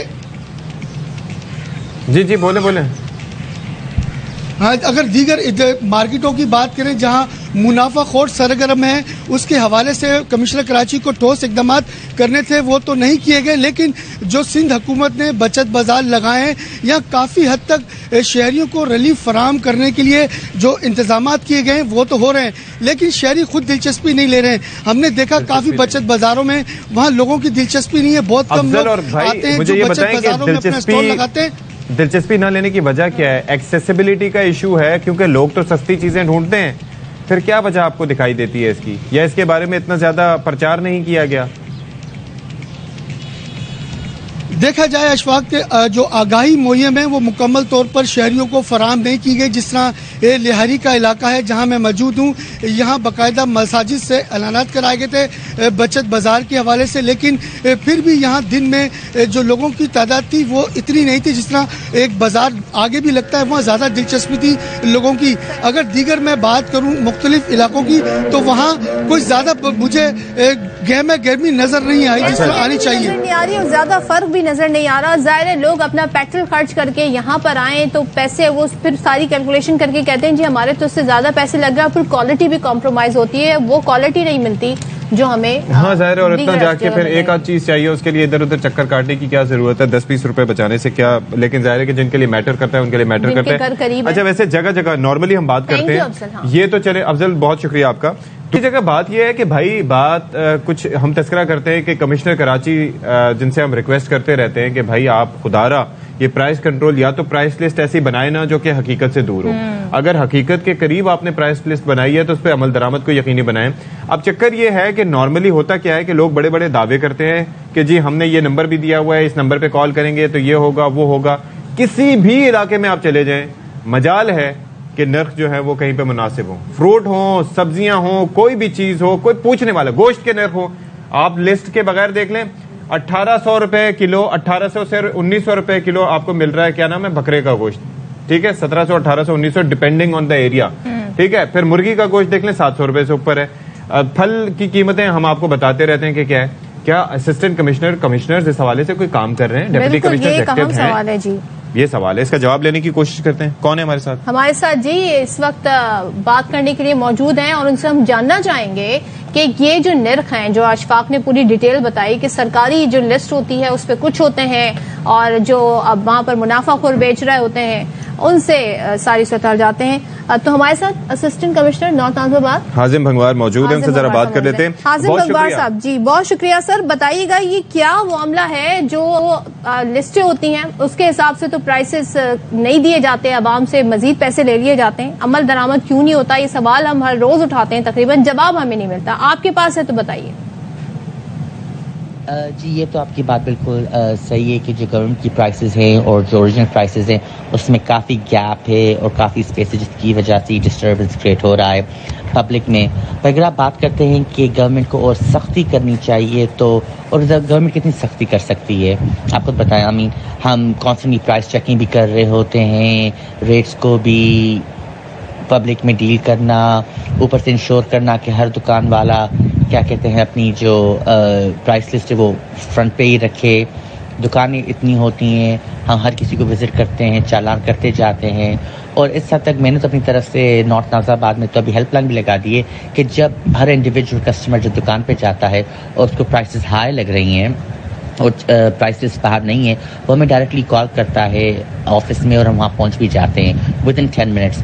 اچھا یہ ذرا سمجھائیے گا ہمیں کہ یہ جو سرکاری ریٹ لسٹ ہے یہ اول تو دیکھنے میں کبھی نظر بھی نہیں آتی, بڑی مشکل سے ایسا ہوتا ہے کہ نظر آ جائے. اگر نظر آ جائے تو اس پر عمل درآمد میں رکاوٹ کہاں آتی ہے؟ کیا منڈی سے یہ سلسلہ شروع ہوتا ہے یا پھر عام بازاروں میں منافع خور اس سے فائدہ اٹھاتے ہیں؟ ہوتا کہاں سے یہ سب کچھ؟ نہیں, منڈی پہ ہم جب بھی پرائس چیکنگ وہاں کرنے جاتے جب آپشن پہ ہوتے تو منڈی پہ ریٹس کافی اسٹینڈرڈس پہ ہوتے. یہاں آ کے جب یہ سیل کر رہے ہیں یہ یہاں خود بڑھا دیتے ہیں, یہ خود بڑھا دیتے ہیں اور ایک پروفٹ بڑھا دیتے ہیں جہاں ان کو 10, 20, 15% نہیں اوور 100% کا بینیفٹ یہ ڈھونڈ رہے ہوتے ہیں. تو جہاں سے خریدتے ہیں وہاں نہیں, یہ جب سیل کرنے پہ آتے تب اپنی پرائس بڑھا دیتے ہیں. اچھا ایک چیز ہے جس پر سوال اٹھائے جاتے ہیں لوگ, ظاہر ہے جیسے جہاں پہ کہیں رعایتی نرخوں کی بھی بات ہوتی ہے وہ کوالٹی کہتے ہیں, کہیں وہ کمپرومائز نہ ہو. تو جو کوالٹی ہے ان چیزوں کی, ان اشیاء کی, وہ کیسی ہے اس کے بارے میں بتائیے گا. جی یہ میں بالکل کہہ سکتا ہوں کہ نارتھ نازم آباد میں جو بجٹ بازار ہے اس کی جو کوالٹی ہے کوائٹ اچھے اسٹینڈرڈس پہ, کیونکہ میں نے خود وہاں کھڑے ہو کے ہر چیز مانیٹر کی ہے, پرائسز سے لے کے کوالٹی سے لے کے جو چیز آئی ہے ایک ایک چیز اٹھا کے خود دیکھی ہے. اور کسٹمرز آئے تھے, لوگ آئے تھے, وہ کافی مطمئن تھے, کافی سیٹسفائڈ تھے, کافی ہیپی تھے اور اسٹاک بھی ہمارے پاس کافی تھا. کہ نارتھ نازم آباد کی طرف سے میں کہہ سکتا ہوں کہ جو بجٹ بازار ہے ہماری کافی سکسیزفل ہے. ٹھیک ہے, بہت شکریہ. حازم بھنگوار ہمارے ساتھ موجود ہے, ایس کمشنر نارتھ نازم آباد. ابھی کچھ دن پہلے آپ نے دیکھا تھا کہ ماشاءاللہ کافی مقبول و مشہور ہوئے تھے جب ان کا نام لیا گیا تھا ایز اسسٹنٹ کمشنر, اور اپنے فیشن سینس کی وجہ سے بھی بڑا جانے کہتے ہیں. ہی از a learned man. I hope کہ وہ جو باتیں کر رہے ہیں اس پہ عمل درآمد ہو سکے اور ایسا ہو رہا ہو, کیونکہ نارتھ نازم آباد میں جہاں تک میں نے صورتحال دیکھی ہے تو وہاں پر منافع خور دونوں ہاتھوں سے عوام کو لوٹ رہے ہیں. اور یہ تو چلو ٹھیلے والے تو اپنی جگہ, جو دکاندار ہیں وہ بھی کسی طور پر نرخ کو مناسب کرنے کو تیار نہیں ہے. تو اچھا پہلے زمانے میں اشفاق ہی ہوتا تھا, اور جو نمبر دیے گئے ہیں نا وہ کوئی اٹھا لے. لوگ بارگیننگ کرتے تھے, جا کے جی بھاؤ تاؤ طے کرتے تھے. اب بھی ہوتا ہے, اب بھی ہوتا ہے, مگر اب بتایا جاتا ہے جی ہم کچھ نہیں کر سکتے. نہیں, وہ آگے سے بتاتے ہیں مہنگا پڑ رہا ہے, لینا ہے, جی ہمیں بھی پیچھے سے مہنگا پڑا ہے. اچھا جی, اب ہمیں آگے بڑھنا ہے اور اس وقت وکلا کنونشن سے مخاطب ہیں جناب, لائرز موومنٹ سے ایک وکیل مخاطب. انشاءاللہ تعالی ہم اس کو توڑیں گے اور اس کو کبھی آگے نہیں بڑھنے دیں گے. لیکن جو یہ آئین کو ایکسپلین کرتے ہیں, ڈسکس کرتے ہیں, ان کے آگے بھی خدارا اپنی فیملیوں سے باہر نکل کے صرف انصاف کریں اور اپنے بچوں کو کسی اور جگہ بھیج دیں جب تک آپ یہاں پہ نوکری کر رہے ہیں. مہربانی, بہت شکریہ آپ کا. چلیں جی, آل پاکستان لائرز کنونشن لاہور میں جاری ہے اور معروف قانون دان آ کر مخاطب بھی ہیں, سو وہ اس تمام تر صورتحال پر گفتگو کر رہے ہیں. یہ مناظر ہم آپ کو دکھا رہے ہیں آل پاکستان لائرز فورم سے, جہاں پر یہ کنونشن اس وقت جاری ہے. اچھا جی, آئی ایم ایف کی بات ہو رہی ہے. جی جی, آئی ایم ایف والے کیا مطلب, ابھی تک وہاں سے کوئی خبر نہیں آئی. ہم تو ہر ہفتے سنتے تھے اشفاق کہ اس دفعہ اب جو ویک آئے گا نا, ایسے کر کے معاہدہ ہو جائے گا. آئی ایم ایف نے جتنا آسرے میں ہمیں رکھا ہے پاکستانی عوام کو, اتنا کسی نے نہیں رکھا. اور اس کی وجوہات ہیں, اس کی وجوہات ہیں بھائی, ظاہر ہے کہ حکومتوں نے اتنا نہیں رکھا نا. آپ سوچیں کہ پاکستان میں ہوتا یہ ہے کہ لوگ پریشان ہوتے ہیں کہ کس طریقے سے چیزوں کو مینج کریں, اور ہمارا جو بجٹ بنتا ہے وہ آئی ایم ایف کے توسط سے بنتا ہے. اب چکر یہ ہے کہ آئی ایم ایف نے پیٹرول پر مجوزہ سبسڈی کی ابتدائی تجویز کو مسترد کر دیا. وہ یاد ہے وزیر اعظم صاحب کا جو بیان سامنے آیا تھا, 50 روپے کا سستا ملے گا, 100 روپے کا سستا ملے گا. جی, تو ذرائع کے مطابق حکومت سے پیٹرول پر سبسڈی کا مکمل پلان طلب کر لیا گیا ہے, اور پاکستان اور آئی ایم ایف کے درمیان ورچوئل رابطہ ہوا تھا, جس میں آئی ایم ایف نے پیٹرول پر سبسڈی کا نظر ثانی شدہ پلان تیار کرنے پر زور دیا ہے. اور حکومت نے موٹر سائیکل اور 800 cc گاڑی مالکان کو سبسڈی دینے کی تجویز دی تھی, لیکن آئی ایم ایف نے غریب طبقے کو زیادہ مؤثر ٹارگیٹڈ سبسڈی دینے پر غور کرنے کا کہا ہے. اور زور بھی دیا. کہنا یہ ہے کہ بھائی آپ یہ کیسے تعین کریں گے, کیا آپ کا میکانزم ہوگا کہ جن لوگوں کو آپ سبسڈی دے رہے ہیں وہ اس کے مستحق ہیں, کیونکہ میجورٹی ایسا ہے جن کے پاس بائکس نہیں ہیں, میجورٹی طبقہ ایسا ہے جو کہ رکشہ بھی نہیں چلاتا ہے. تو کیسے آپ ان لوگوں کو ٹارگٹ کریں گے اگر آپ نے باقی آپ کا انیشیٹو یہ ہے کہ سبسڈی دینا ہے اور لوگوں کو ریلیف دینا ہے. تو بیسکلی ریلیف دینے کی بات جہاں پر آ رہی ہے, تو وہ ریلیف دینے کے طریقہ کار پہ آئی ایم ایف کو اعتراض ہے. اب دیکھتے ہیں جی یہ اعتراض کیسے دور کیا جائے گا اور یہ معاملات پھر کیسے حل ہوں گے, اور پھر ٹارگیٹڈ سبسڈی کیسے ہوگی, تو یہ دیکھنا ہوگا. اچھا جی, اب ذرا تذکرہ کر لیتے ہیں. سپریم کورٹ کی جانب سے ایک بڑا فیصلہ کیا گیا. وہ فیصلہ یہ ہے کہ ٹرائل کورٹ کو صدر ARY نیوز عماد یوسف کے خلاف کارروائی سے روک دیا ہے, اور سپریم کورٹ نے حکم دیا کہ سیشن عدالت آئندہ سماعت تک عماد یوسف کے خلاف کارروائی نہ کرے. سپریم کورٹ نے صدر ARY نیوز عماد یوسف پر فرد جرم عائد کرنے کی کارروائی بھی روک دی ہے, اور سپریم کورٹ نے وفاق پولیس اور استغاثہ کو نوٹس جاری کر دیے ہیں. کیس کی سماعت جسٹس اعجاز الاحسن کی سربراہی میں 2 رکنی بینچ نے کی. عماد یوسف کے وکیل لطیف کھوسا نے کہا کہ عماد یوسف صحافی اور ARY نیوز کے صدر ہیں, ان کا کسی کے بیان سے کوئی تعلق نہیں. عماد یوسف کراچی میں تھے, مقدمہ اسلام آباد میں درج کر لیا گیا. عماد یوسف کے خلاف کسی قسم کا ثبوت نہیں. اس کیس میں زندگی موت کی دفعات لگا دی گئی ہیں. اچھا جی, اور ساتھ ہی PFUJ کے صدر افضل بٹ کہتے ہیں کہ سپریم کورٹ نے صدر ARY نیوز عماد یوسف کو ریلیف دیا ہے. صحافی برادری پہلے دن سے کہہ رہی تھی کہ عماد یوسف پر فرد جرم عائد کر دی گئی, تو دنیا کا سامنا یہ کیسے کریں گے. صحافی پر خبر کی بنیاد پر بغاوت کی دفعات کے تحت مقدمہ درج کیا گیا. افضل بٹ نے مزید کہا کہ عماد یوسف پر فرد جرم عائد ہو جاتی تو کل کو پاکستان کا کوئی اینکر یا رپورٹر اس سے نہیں بچتا.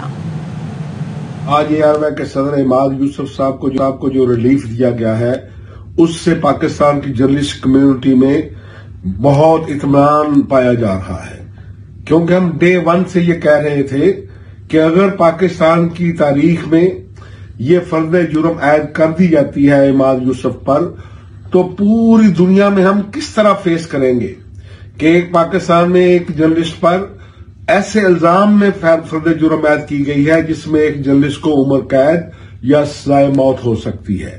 ہم نے لوئر کورٹ میں بھی بارہا پیش ہو کر کہا کہ یہاں اسلام آباد کی پولیس نے بہت بڑی زیادتی کی ہے, کہ ہم بار بار جا کر کہتے رہے کہ ہو سکتا ہے کہ ایک پولیس افسر جو ہے وہ بہت کمپیٹنٹ ہو, اس کے کریڈٹ میں بہت سی ڈکیتیوں کے, دہشت گردوں کے, مجرموں کی تفتیش اس نے کی ہو, لیکن ایک جرنلسٹ کی خبر کی بنیاد پر اس کو और उसके ऊपर किस तरह फर्द जुर्म ऐद होनी है, उस पर किस तरह आपने बगावत के मुकदमात जो है उनकी दफात को शामिल किया है। ये एक जर्नलिस्ट की खबर का मामला है, ये कोई डकैती का मामला नहीं है, ये कोई दहशतगर्दी का मामला नहीं है, ये कोई चोरी का मामला नहीं है जहां एक पुलिस अफसर अपने इख्तियारात इस्तेमाल करे।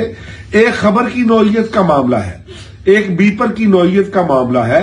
अगर एक खबर की बुनियाद पर, अगर एक बीपर की बुनियाद पर एक जर्नलिस्ट के खिलाफ कोई कार्रवाई करना भी चाहते हैं तो कम से कम 5-7 जो मुल्क के बड़े इलेक्ट्रॉनिक मीडिया में काम करने वाले लोग हैं, एक्सपीरियंस लोग हैं, उनकी राय ले लें कि क्या इस तरह के काम पर किसी भी जर्नलिस्ट के खिलाफ कार्रवाई हो सकती है। हमारा पहले दिन से ये कहना था कि अगर इमाद यूसुफ पर फर्द जुर्म ऐद करने का रास्ता खोल दिया जाता है, ये दरवाजा खोल दिया जाता है, तो फिर कल पाकिस्तान का कोई रिपोर्टर, पाकिस्तान का कोई एंकर, पाकिस्तान का कोई न्यूज एंकर इससे नहीं बच सकेगा।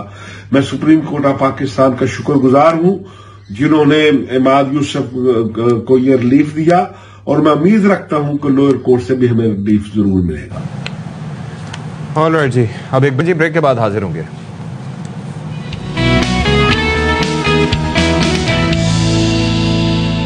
Welcome back once again. और बगैर किसी के तमहीद बांधे हुए आपको ले चलते हैं कसूर, जहां पर मरियम नवाज इस वक्त मुखातिब है। तारीख का सबसे बड़ा चोर और डकैत निकला, सर तोड़ कोशिशें हुई पिछले 6-7 साल के गधे के ऊपर लकीरें डाल के उसको ज़ेब्रा बनाया जाए, मगर गधा तो गधा होता है, ज़ेब्रा कभी नहीं बन सकता। सहूलत जब रुखसत हुए तो गधे के ऊपर से लकीरें मिट गईं और अब वो गधा रियासत को दौलतियां मार रहा है।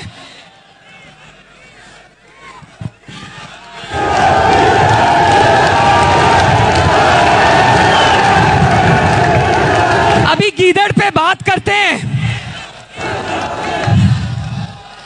गीदड़ पे बात करते हैं अभी, लेकिन जिस बुरी तरह से ये दूसरी जानिब वकला कन्वेंशन से हामिद खान खिताब कर रहे हैं जो है उनकी एरोगेंस का नतीजे में वकला को हर्ट किया जाता है, जो कि बड़ा नामुनासिब है। मैं समझता हूँ राना आसिफ के साथ जो ज्यादती की गई है वो काबिल मजम्मत है, और वो जज हजरात जो इसमें हैं उनको अपने रवैयों पर फिर से गौर करना चाहिए। आपको जब मुश्किल पेश आती है, जजेस जब मुश्किल में मुब्तला होते हैं तो बार ही आपका साथ देती है। अब आप बार के मेंबरान की इज्जत और वक़ार के साथ खेलेंगे तो आप कोई अच्छे नताइज की उम्मीद ना रखें। लिहाजा मुझे यकीन है और मैं आपसे तवक्को करता हूँ वो जज हजरात जो अपनी जुडिशल एरोगेंस में वकला की बेइज्जती करते हैं बाज़ औक़ात और वकला के साथ नामुनासिब रवैया अख्तियार करते हैं, उनसे हम तवक्को करते हैं कि लार्जर इंटरेस्ट के लिए आप वकला के साथ अच्छे ताल्लुकात रखेंगे। ये मुल्क के लिए भी, आपके लिए भी, अदलिया के लिए भी, आइन के लिए भी मुनासिब होगा। इस वक्त जो सूरत हाल हम देख रहे हैं सुप्रीम कोर्ट के अंदर डिवीज़न की, और जिस को करते हैं कि लार्जर इंटरेस्ट के लिए आप वकला के साथ अच्छे ताल्लुकात रखेंगे। ये मुल्क के लिए भी, आपके लिए भी, अदलिया के लिए भी, आइन के लिए भी मुनासिब होगा।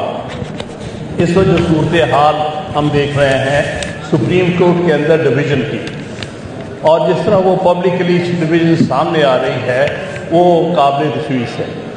मैं समझता हूँ इस मौके पर हमारे चीफ जस्टिस बदियाल साहब को कोशिश करनी चाहिए कि सुप्रीम कोर्ट को इकट्ठा करें, सब जजेस को इकट्ठा करें, सब जजेस को साथ बिठाएं और जो भी किसी की शिकायत या जो भी गिले गुजारियाँ हैं वो दूर करें और कोशिश करें कि आइन के लिए सब जजेस इकट्ठे हो जाएं और आइन की पासदारी के लिए जजेस इकट्ठे हों, क्योंकि लीडरशिप का रोल होता है। जब चीफ जस्टिस का रोल ये है कि वो अदलिया की, सुप्रीम कोर्ट की बिलखसूस इंटेग्रिटी और डिग्निटी काम करे, ہم سب کے یہ مفاد میں ہے. ہم اپیل کرتے ہیں آپ لوگوں کو کہ آپ لوگ اکٹھے ہوں.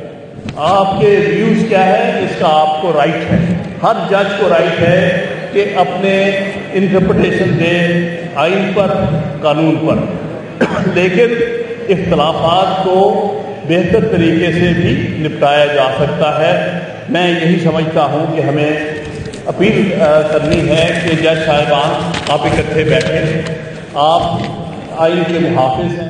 اچھا جی, یہاں پر آپ کو بتائیں کہ اسلام آباد بار ایسوسی ایشن کے جنرل ہاؤس کا ہنگامی اجلاس ہوا. اجلاس چودھری قیصر امام ایڈوکیٹ کے زیر صدارت اسلام آباد بار ایسوسی ایشن میں ہوا.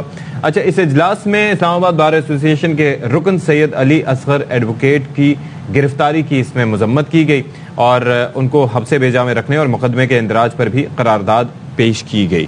ہاں جی, اور سید علی اصغر گرفتاری کو ان کی جو گرفتاری تھی غیر آئینی اور غیر قانونی سمجھتے ہیں. یہ قرارداد کا متن ہے. تو صدر اسلام آباد ہائی کورٹ بار قیصر امام صاحب اس وقت ہمارے ساتھ موجود ہیں, ان سے ساری صورتحال پر بات کرتے ہیں.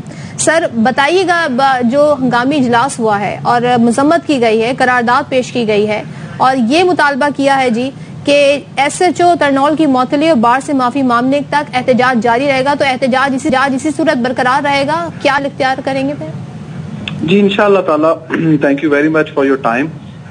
انشاءاللہ تعالیٰ جو ہے وہ احتجاج جاری رہے گا, لیکن سب سے اہم بات ہے جو میں آپ کے توسط سے سامنے رکھنا چاہتا ہوں وہ یہ ہے کہ پولیس اس وقت یہ سمجھتی ہے, ریئلائز کر چکی ہے, جانتی ہے کہ انہوں نے ایک غیر قانونی حرکت کی ہے.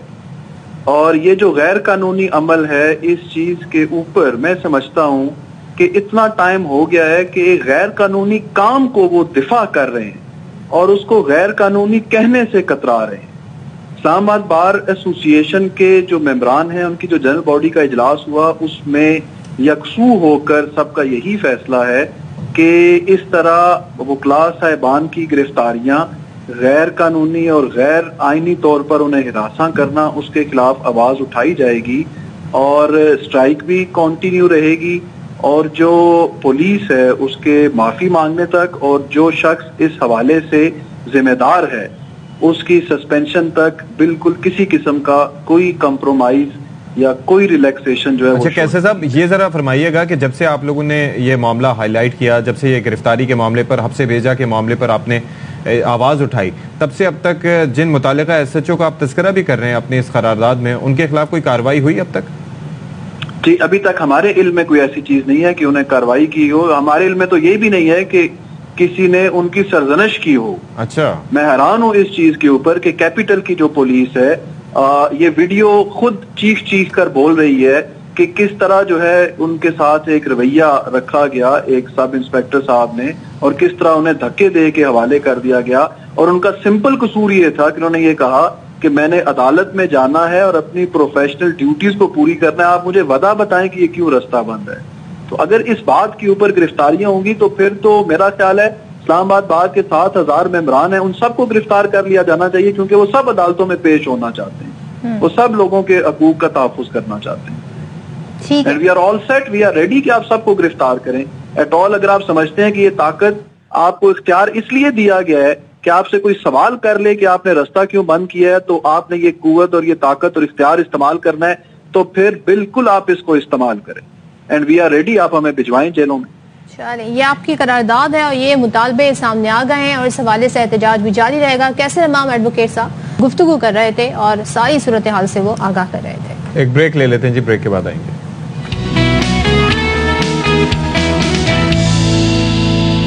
جناب علی, ہم آپ کے سامنے ایک بار پھر سے اب سوچیں, اس وقت 5:30 پونے 6 کا ٹائم ہو گیا, یعنی کہ روزہ کھلنے میں تقریباً 1 گھنٹہ باقی ہے, اور مختلف جگہوں پر کراچی, لاہور, اسلام آباد کی ٹائمنگز میں تھوڑا فرق ہوتا ہے, آگے پیچھے ہوتے ہیں, لیکن تو اس حوالے سے آپ انڈرسٹینڈ کر سکتے ہیں. تو آپ جب نام سنتے ہیں تربوز, آپ کے اندر ایک ایسا سا تازگی کا احساس آتا ہے. آپ اس کے ریٹ نہ معلوم کریں, وہ ابھی بھی 100 سے اوپر ہی ہوں گے یا 100 کے آس پاس ہی اوور کر رہے ہوں گے, لیکن تربوز کا نام سنتے اور آپ سوچیں کہ آپ امیجن کریں ٹھنڈا ٹھنڈا تربوز, ٹھنڈا اور مزیدار اور میٹھا اگر ہو تو بھائی کیا ہی بات ہے. تربوز سے جی تر و تازگی کا احساس ہوتا ہے. روزے میں خاص طور پہ جب آپ پورے دن بھر بھوکے پیاسے ہیں, آپ کو تربوز کھانے کو مل جائے یا اس کا شربت مل جائے تو کمال ہی ہو جاتا ہے جی. اور اس کی کیا فائدے ہیں, اور اس کو کیسے ایسے استعمال کریں کہ اس سے ہم زیادہ سے زیادہ فائدہ اٹھا سکیں. اسی حوالے سے گفتگو کرنے کے لیے ہمارے ساتھ ماہر غذائیات ڈاکٹر عائشہ عباس صاحبہ اسٹوڈیو میں موجود ہے. ڈاکٹر صاحبہ السلام علیکم, بہت شکریہ. ذرا یہ تو بتائیں کہ تربوز یوں تو ہے بڑا مہنگا, عوام کی پہنچ سے ہے دور, لیکن اس کے فائدے کتنے ہیں کہ باوجود اس کے مہنگا ہے کہ لوگ کھنچے چلے جائیں؟ ذرا فائدے بتائیں آپ. ایکچولی باوجود اس کے وہ مہنگا ہے, لوگ اس لیے کھنچے چلے جاتے ہیں کیونکہ اس کو کھاتے ہی جو تازگی کا احساس ہوتا ہے اور جو ایک دم سے آپ کو تھکاوٹ دور ہوتی ہے, یہ اس کا بہت بڑا فائدہ ہے. اور اسی لیے اگر سحری میں بھی اور افطار دونوں میں اگر ہم اس کو لے لیں تو بہت زیادہ فائدہ ہوتا ہے, کیونکہ اس میں 85% جو ہے وہ واٹر ہے, اور اس کی وجہ سے جو بھی آپ کی ہائیڈریشن ہوتی ہے وہ فوری طور پہ مینٹین ہو جاتی ہے, آپ کی ہائیڈریشن فوراً دور ہو جاتی ہے. یہ کہا جاتا ہے کہ اس کے اندر مطلب یہ کھانے کے بعد پانی نہیں پینا چاہیے, یہ نہیں کرنا چاہیے, یہ واقعتاً اس میں کوئی صداقت ہے؟ ہاں, اس کے اندر واقعتاً اس لیے صداقت ہے کیونکہ ایک پھل جو آلریڈی 85% پانی اس کے اندر موجود ہے, ٹھیک ہے, تو آپ اس کو پانی کے ساتھ انٹرفیئر نہ کریں, کیونکہ وہ پھر آپ کے ڈائجیشن کے جو پروسیس ہوتا ہے, یعنی کہ جو آپ کا ہاضمے کا سسٹم ہوتا ہے, اس کے ساتھ وہ پورا انٹرفیئر کرتا ہے, ٹھیک ہے, اس سسٹم کے ساتھ. تو آپ اس کو خالی پیٹ لے لیں تو بہت اچھی بات ہے, اور پھر باقی آپ اس کے بعد 15 یا 20 منٹ کے وقفے کے بعد پانی کا استعمال کریں. اگر آپ کو بہت شدت سے پیاس محسوس ہو رہی ہے تو آپ نے 1 سے 2 سپ پانی کا استعمال کر لیا, لیکن بہت زیادہ کوانٹٹی میں پانی کا استعمال نہ کریں, کیونکہ آلریڈی اس کے اندر پانی ہوتا ہے, آپ کو ویسے بھی پیاس محسوس نہیں ہوتی. روزے دار جو ہے وہ خاص طور پہ تربوز ضرور کھائیں, کیونکہ دن بھر بھوکے پیاسے رہنے سے پانی کی کمی ہو جاتی ہے, یہ مطلب. اچھا, یہ اینٹی آکسیڈنٹ بھی ہے؟ اینٹی آکسیڈنٹ ہے, اس کے اندر اے ہے, وائٹامن بی ہے, سی موجود ہے, اور اینٹی آکسیڈنٹ یہ ہے کہ یہ آپ کے امیون سسٹم کو اسٹرانگ کرے گا, اور اینٹی آکسیڈنٹ جو ہیں وہ فری ریڈیکلز کی وجہ سے آپ کے جو بھی فائٹنگ ایلیمنٹس ہیں ان کے ساتھ فائٹ کریں گے, ٹھیک ہے, آپ کو اسٹرانگ بنائیں گے. پلس جو ہارٹ پیشنٹس ہیں, آپ کے اسکن کے پرابلمز ہیں, آپ کے اینٹی ایجنگ ہیں, ان ساری چیزوں کو, ایون ڈائبٹیز والے جو افراد ہیں جن کے شوگر لیولز بہت زیادہ انڈر کنٹرولڈ, یعنی کہ بہت زیادہ اوپر نہیں جا رہے ان کے لیولز, وہ بھی اس کا استعمال کر سکتے ہیں کیونکہ 8% اس میں شوگر ہے. اچھا, مجھے بتائیں, مختلف طرح کے تربوز ہوتے ہیں, کسی کا کلر کم, کسی کا ہلکا, کسی کا پھیکا, کون سا یوز کرے انسان؟ دیکھیں, آپ کو کلر کا تو تبھی اندازہ ہوگا نا جب آپ اس کو نہیں باہر سے بیرونی سطح بھی ڈفرینٹ ہوتی ہے نا. ہاں, لیکن اس سے اس کا کوئی تعلق نہیں ہے. بس کچا تربوز آپ استعمال نہ کریں, زیادہ تر آپ اس تربوز کا استعمال کر لیں جو پراپر طریقے سے رائپ ہوا ہوا ہو, جو بالکل ہی ہلکے گرین کلر کا ہے, جو بالکل پکا ہوا نہیں ہے. اس تربوز سے بہتر آپ ڈارک گرین والے تربوز کا استعمال کریں, اور زیادہ یہی دیکھا گیا ہے کہ وہ بھی اندر سے میٹھے نکلتے ہیں, تاکہ اگر آپ اتنا مہنگا ایک پھل لے کے بھی آ رہے ہیں آج کل کے زمانے میں بھی اگر دیکھا جائے تو پھر آپ کو اس کے سارے بینیفٹس بھی ملیں, آپ کا ہائیڈریشن لیول بھی دور ہو, اور کوشش یہ کریں کہ اس کو پھلوں کے ساتھ بھی مکس نہ کریں. جو سویٹ پھل ہیں, کیلے وغیرہ ہیں, اس کے ساتھ بھی تربوز کو مکس نہ کریں. جو سیمی ایسیڈک پھل ہیں جس میں ایپلز آ جاتے ہیں, اس کے ساتھ بھی سٹرک. ویسے بھی فروٹ چاٹ میں بھی احتیاط کرنی چاہیے, احتیاط کرنی چاہیے. تو اس کو فروٹ چاٹ میں بھی تربوز کو مکس نہیں کرتے. دوسری بات ہے کہ تربوز کو بہت زیادہ دیر تک کٹ کر کے باہر نہیں رکھتے. تیسرا اس کا یہ طریقہ کار ہے کہ پھل والے اکثر کہتے ہیں کہ جی ہم آپ کو کٹ کر کے اندر سے دکھا دیں, تو ان کی چھریوں سے بھی اس کو کٹ نہ کرائیں, کیونکہ جس چیز میں چینی زیادہ ہوتی ہے وہاں پہ بیکٹیریا زیادہ ملٹیپلائی کرتا ہے, اور اسی وجہ سے بیکٹیریا ملٹیپلائی کرتا ہے تو پیٹ خراب ہوتا ہے. تو ہم نے زیادہ چانس نہیں دینا کہ آپ کا پیٹ خراب ہو. بہت شکریہ ڈاکٹر عائشہ عباس صاحبہ, بڑی زبردست باتیں انہوں نے ہمیں بتائیں, اور یقیناً آپ اس پر عمل کریں گے. جی, اور اس وقت براہ راست لیے چلتے ہیں, وکلا کنونشن جاری ہے اور سینئر قانوندان عابد زبیری اس وقت خطاب کر رہے ہیں. جس کے اندر لکھا ہوا ہے کہ الیکشن صرف اور صرف 90 دن میں ہونے چاہیے, تو یہ میں آپ کو باور کرانا چاہتا ہوں, جب ایک چیز لکھی گئی آئین کے اندر کہ الیکشن 90 دن میں ہوں گے تو 90 دن میں ہوں گے, اور کوئی اس کو بدل نہیں سکتا. آرٹیکل 254 نہیں بدل سکتا اس کو. یہ لاہور ہائی کورٹ کی آرڈر کی وائلیشن ہے, یہ سپریم کورٹ کے آرڈر کی وائلیشن ہے. یہ چیزیں آپ کو اس کا دفاع کرنا ہے. آرٹیکل 254 کی ایگزامپل دی جاتی ہے. اور میں آپ کو بتاؤں ایک چیز, میں آپ سے سوال کرتا ہوں, آپ میں اتنے بڑے بڑے وکلا بیٹھے ہوئے ہیں, یا لیڈران بیٹھے ہوئے ہیں, حامد خان صاحب, اشتیاق خان صاحب, شفقت چوہان صاحب, احمد اویس صاحب, بڑے بڑے لوگ بیٹھے ہیں, ہمارے میاں امین صاحب بیٹھے ہوئے ہیں وہاں. آپ مجھے یہ بتائیے, کبھی کوئی کیس کا فیصلہ بغیر جج کے سنے ہوئے ہوا ہے؟ سنا ہے کسی آپ نے یہ بات آپ کی زندگی میں ہوا یہ؟ وہ جو آج وہ 2 جج کہہ رہے ہیں جنہوں نے اپنا مائنورٹی رول لکھا کہ وہ 2 ججوں کا فیصلہ ہم اس سے ایگری کرتے ہیں, وہ فیصلہ کا جو ہے کیس تو چلا ہی نہیں تھا ان کے سامنے, بینچ ریکانسٹیٹیوٹ ہوئی تھی جس میں ان سب نے سائن کیا تھا, تو اس کا کیا ہوا اس آرڈر کا؟ جب ریکانسٹیٹیوشن میں 9 کے 9 ججوں نے سائن کیا تھا. آج ایک اور مدعا ہے, منسٹر صاحب فرماتے ہیں کہ فل کورٹ کیس تو لے. ٹھیک ہے, ہمارے بھی ہمیشہ سے ڈیمانڈ رہی ہے, پروفیشنل گروپ کی بھی ڈیمانڈ رہی ہے. 2-3 چیزیں میں آپ کے سامنے پیش کروں گا کہ ہاں ایسے اگر معاملے آ جاتے ہیں فل کورٹ بیٹھ جائے. لیکن منسٹر صاحب فرماتے ہیں فل کورٹ ان کے حساب سے ہونا چاہیے 13 ججوں کا. اس وقت سپریم کورٹ کی اسٹرینتھ ہے 15 جج. یہ 13 جج کہاں سے آ گئے فل کورٹ؟ اگر فل کورٹ بننا ہے تو 15 ججوں کا بنے گا, ورنہ نہیں بنے گا. اور یہ 4-3 کی ڈیبیٹ, میں اس کیس میں وکیل تھا. امیر صاحب میں آپ کو بتاتا ہوں, میں اس کیس میں وکیل تھا. اس کے اندر جب آرڈر پڑا گیا شارٹ آرڈر, اس میں جج نے انہوں نے اسٹارٹ کیا چیف جسٹس صاحب نے کہ یہ فیصلہ 3-2 سے ہے. تو میں کہتا ہوں اگر وہ ان کو فیصلہ نہیں تھا 3-2 سے تو ان 2 معزز جج صاحبان کو, کیونکہ اب تو شاید معزز بھی نہیں کہنا چاہیے کیونکہ ججمنٹ آ گئی ہے کہ آنریبل نہیں کہا جائے گا, تو معزز وہ میں پھر بھی کہوں گا معزز جج صاحب کو وہاں اسی وقت کہنا چاہیے تھا کہ نہیں یہ 3-2 نہیں ہے, یہ 4-3 ہے. اس وقت تو کوئی بات نہیں کہی. اور جب یہ نیا کیس چلنا شروع ہوا, ایک دن پہلے وہ ان کا نوٹ آ گیا. تو دیکھیے ہماری ایک ڈیمانڈ ہے جو میں ریزولوشن آپ کے سامنے ہم لوگ پیش کریں گے آپ کی اپروول کے لیے, اگر آپ اسے ہم ریکویسٹ کریں گے آپ اسے اپروو کریں. اس کے اندر ہماری یہ ڈیمانڈ ہے, درخواست ہے چیف جسٹس صاحب سے کہ اپنا ہاؤس آرڈر میں کریں. آپ اگر آرڈر میں نہیں ہوگا, ہاؤس سے غلط امپریشن جا رہا ہے کہ اگر عدلیہ ڈیوائیڈڈ ہے تو پھر انڈیپینڈنس نہیں ہو سکتی, انڈیپینڈنٹ بار نہیں ہوگی تو انڈیپینڈنٹ عدلیہ نہیں ہوگی.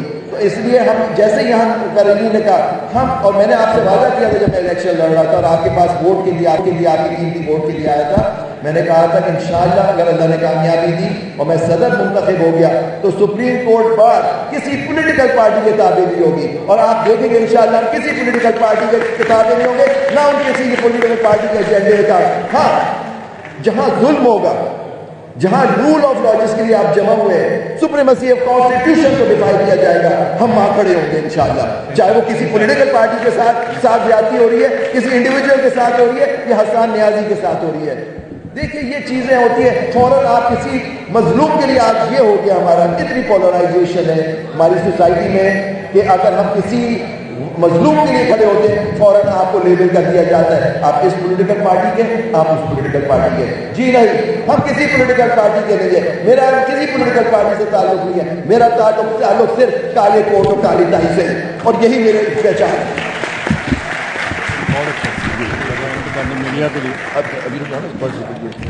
دیکھیے میں اتنے شعر و شاعری نہیں جانتا, لیکن ایک شعر میں بچپن سے مجھے یاد آ گیا تھا, میں نے کہا شاید وہ اس موقع کی نسبت سے شاید آپ کی خدمت میں پیش کرتا ہوں, شاید آپ کو پسند آئے. کیونکہ جسٹس ناصرہ اقبال بیٹھی ہوئی تھی, تو علامہ اقبال کا ایک بڑا مشہور شعر ہے جو بچپن میں یاد رہ گیا, پتہ ہے غلطی ہو تو معاف کر دیجیے گا مجھے. غلامی میں ناکام آتی ہیں تدبیریں نہ شمشیریں, غلامی میں ناکام آتی ہیں تدبیریں نہ شمشیریں, جو ہو ذوق یقین پیدا تو کٹ جاتی ہیں زنجیریں. یہ ہمارا نظم العین ہے.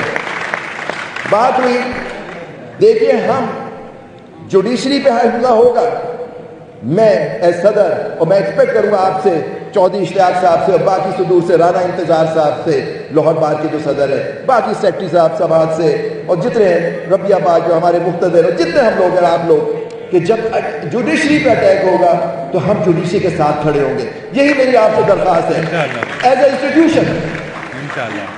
اس وقت ایک شخص چیف جسٹس ہے, آپ بتائیے پارلیمنٹ آپ کا آرٹیکل آئین کی پاسداری کی ہم سے بات کرتا ہے. میں نے اور آپ نے آئین کی تحفظ کا حلف نہیں لیا ہم نے پاس, لیکن آپ لوگ جو آپ بیٹھے ہوئے ہیں, انسٹیٹیوشن چاہے گورنمنٹ ہو, فوج ہو, اور یا جو جوڈیشری ہو, سب آئین کی پاسداری کا حلف اٹھاتے ہیں. تو آپ اپنی, اگر جو اس آئین کی خلاف ورزی کرے گا جو ہو رہی ہے, تو آپ اپنے حلف کی بھی آپ پاسداری کے خلاف بات کریں گے اور آئین کے بھی خلاف بات کریں گے.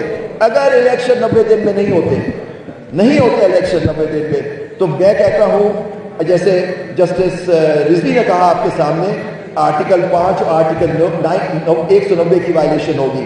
اس کی وائلیشن پہ کیا لگے گا؟ آرٹیکل 6. اب وقت آ گیا ہے اب وقت آ گیا ہے آئین کو اس طرح سے توڑا جاتا ہے تو آرٹیکل 6 لگایا جائے ان لوگوں پہ. اگر الیکشن کمیشن نے وائلیشن کیا یہ کنٹینٹ نہیں ہے، صرف کنٹینٹ نہیں ہے، یہ آئین آرٹیکل 6 آپ کو لگنا چاہیے. ان سارے ممبران الیکشن کمیشن نے ایک دفعہ جب تاریخ دے دی گئی آپ کے پاس کیا اختیار تھا آپ چینج کریں؟ اگر تھا آپ ریویو ڈال دیتے. آپ کا ریویو کو تو حق ہے نا، قانون ہی لیتا ہے. آج تو بات ہو رہی اپیل کا. دیکھیں 2-3 چیزیں ہم نے ہمیشہ ڈیمانڈ کی ہے. میں نے ہمیشہ ایز لائر ڈیمانڈ کی کہ جب سو موٹو ہوتا ہے کیس وہ بڑی بینچ میں چلے، بے شک لارجر بینچ ہو، فل کورٹ ہو، لیکن ثواب بھی ابھی جو رولز ہیں اس کے تحت چیف جسٹس کی ہوتی ہے، لیکن آپ بنا لیں. اور دوسری بات اس میں اپیل کا پروویژن ہونا چاہیے، کیونکہ آپ دیکھیں اگر سو موٹو میں جو ججمنٹ ہوتا ہے ریویو ہوتا ہے اس کی اپیل ہونی چاہیے. تو یہ سب چیزیں ہماری ڈیمانڈ ہے. لیکن اب جو کل بل پیش کیا گیا اس میں بہت ساری چیزیں صحیح ہو، ہماری ڈیمانڈ کے مطابق ہو، لیکن کیا ٹائمنگ صحیح تھی؟ میں کہتا ہوں وہ بل پیش کرنے کا مقصد ہی بیلافائڈ ہے. وہ بالکل غلط وقت پہ پیش کیا گیا، ایک انسٹیٹیوشن کو دبانے کے لیے کیا، ایک انسٹیٹیوشن دباؤ میں لانے کے لیے کیا، اس لیے ہم اس کو ریجیکٹ کرتے ہیں. اور دوسری بات، آپ کا اختلاف ہو سکتا ہے، انٹرپریٹیشن ہے کانسٹیٹیوشن کی. میں 2 وکیل ہوتے ہیں، ایک بات کرتا ہے، ایک دوسری بات کرتا ہے، آپ اپنے انٹرپریٹیشن دیتے ہیں. میرا انٹرپریٹیشن ہو سکتا ہے کہ یہ جو آپ بل لا رہے ہیں یہ بل امینڈمنٹ بل ہونا چاہیے، آئین میں ترمیم کی جائے رادر اس طرح سے. لیکن ایک چیز کی ہم کبھی اجازت نہیں دیں گے، کہ جوڈیشل پاور جو ہے سپریم کورٹ کی وہ ختم کر دی جائے. جوڈیشل پاور سپریم کورٹ کی ختم نہیں ہو سکتی. ابھی ہم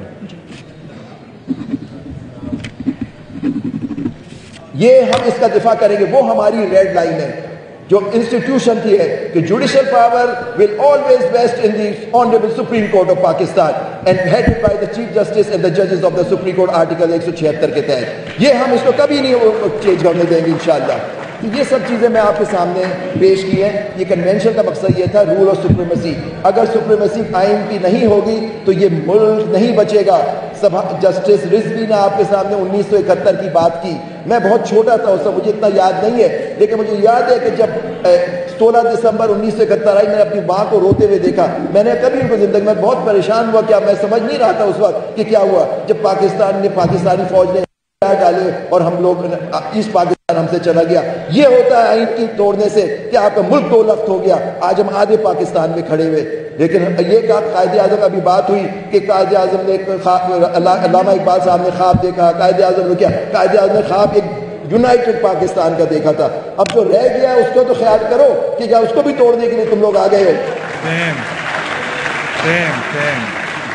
یہ ہے، اس لیے یہ کنونشن امپورٹنٹ ہے. بہت سارے وکیلوں کو میں نے پرسنلی آج میں بتاؤں آپ کو انوائٹ کیا، لیکن وہ نہیں آئے کیونکہ وہ پولیٹیکل کنسیڈریشن آ گئی. یہ بتائیے کہ یہ جو آپ کے سامنے ٹاپک ہے اس میں کیا پالیٹکس تھی؟ آپ کو لگ رہی ہے کہ رول آف لا آپ آتے اپنا ورژن دیتے، ہو سکتا ہے آپ کا ورژن میرے اس سے خلاف ہوتا. سب ویلکم ہوتے. اختلاف تو خوبصورتی ہے جمہوریت کی. اگر آپ کا اختلاف نہیں ہوگا، سب ایک ہی ہوگا، تو سوویت یونین کے بھی اندر 99% ووٹ آتے تھے، ان کے کبھی 100% ووٹ ڈلتے تھے، ان کا اختلاف ہی نہیں ہوتا تھا. تو دیکھیے آپ آئے، یہی آئین اور یہی جمہوریت کی خوبصورتی ہے.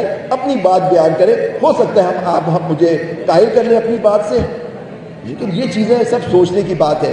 آئیے ہم سب مل کے آج عہد کریں کہ ہم لوگ as an institution, lawyers institution, supreme court bar Lahore اور جتنی باریں یہاں سے آئی ہیں، بلوچستان، ملتان اور جو پاکستان سندھ سے ہمارے لوگ آئے ماشاءاللہ، اور آپ ہم سب کا شکریہ ادا کرتے ہیں. اور آج ہم عہد کریں کہ ہم اس آئین، اس عدلیہ جو انڈیپینڈنٹ ہو اور جو رول آف لا کی بات کرے اور آئین کی پاسداری کرے، ہم اس کے ساتھ کھڑے ہیں. یہ انشاءاللہ یہ میرا آپ سے درخواست ہے. یہ اگر ہم نے آج حاصل کر لیا تو ایک ہمارا پیغام جائے گا کہ وکلا متحد ہے اور وہ آئین کے ساتھ، آئین پاکستان کے ساتھ کھڑے ہوئے اور سپریم کورٹ کے ساتھ کھڑے ہوئے سیسا پھیلائی ہوئی دیوار کے لیے. یہ میری آپ سے ریکویسٹ ہے. اور میرا آپ سے درخواست یہ ہے کہ دیکھیے میں آپ کو بتاؤں، جب یہ کیس شروع ہوا ایک وقت ایسا تھا کہ میری ذات پہ حملہ ہوا. میں نے زندگی میں کبھی یہ چیز نہیں دیکھی تھی. میں ہر پوزیشن اللہ نے مجھے دی. میں صدر رہا ہوں سندھ ہائی کورٹ بار کا، سیکرٹری رہا مختلف عہدوں پہ، فائزہ پاکستان بار کا. لیکن میری پرسنل ذات پہ ہوئے میں تھوڑا سا گھبرایا. تو میں نے کہا یہ کیا ہو گیا، اب اس کو کیسے. لیکن میں آپ کو بتاؤں اللہ دیکھیں مدد اللہ کی طرف سے آتی ہے, آپ کو گھبرانے کی ضرورت نہیں ہے. ججوں کو یہ نہیں سوچنا چاہیے کہ آج ہم ججمنٹ دے دیں کوئی اس کو مانے گا یا نہیں مانے گا. وہ مانیں گے, وہ نہیں مانیں گے تو وہ خود فنا ہو جائیں گے. آپ فیصلہ کریں, انصاف اور حق کے ساتھ فیصلہ کریں, پھر آپ دیکھیے مدد اللہ کی طرف سے آئے گی اور نیچے ہم لوگ وکیل آپ کے ساتھ کھڑے ہوں گے انشاءاللہ. یہ ہے آپ کا آئین پاکستان, ہم اس کی پاسداری کے لیے کھڑے. میں کچھ اپنے دوست مقصود بٹر صاحب پتہ نہیں چلے گئے, انہوں نے میرا بڑا ساتھ دیا, اس سے کچھ دوستوں نے, تو میں ان کا پرسنلی شکریہ ادا کرنا چاہتا ہوں. دیکھیے زندہ ہے, زندہ ہے, زندہ ہے, زندہ ہے, زندہ ہے, زندہ ہے, زندہ ہے. اب میں آپ کی اجازت سے اگر میں جو ریزولوشن ہم لوگوں نے بنائی ہے آپ کی اجازت آپ کے سامنے پیش کروں اپروول کے لیے. میں پڑھتا ہوں, آپ سن لیجیے گا پلیز. یہ ریزولوشن ہے, آپ لوگوں سب کے لیے پیش کی جا رہی ہے کہ آپ اس سے متفق ہیں یا نہیں.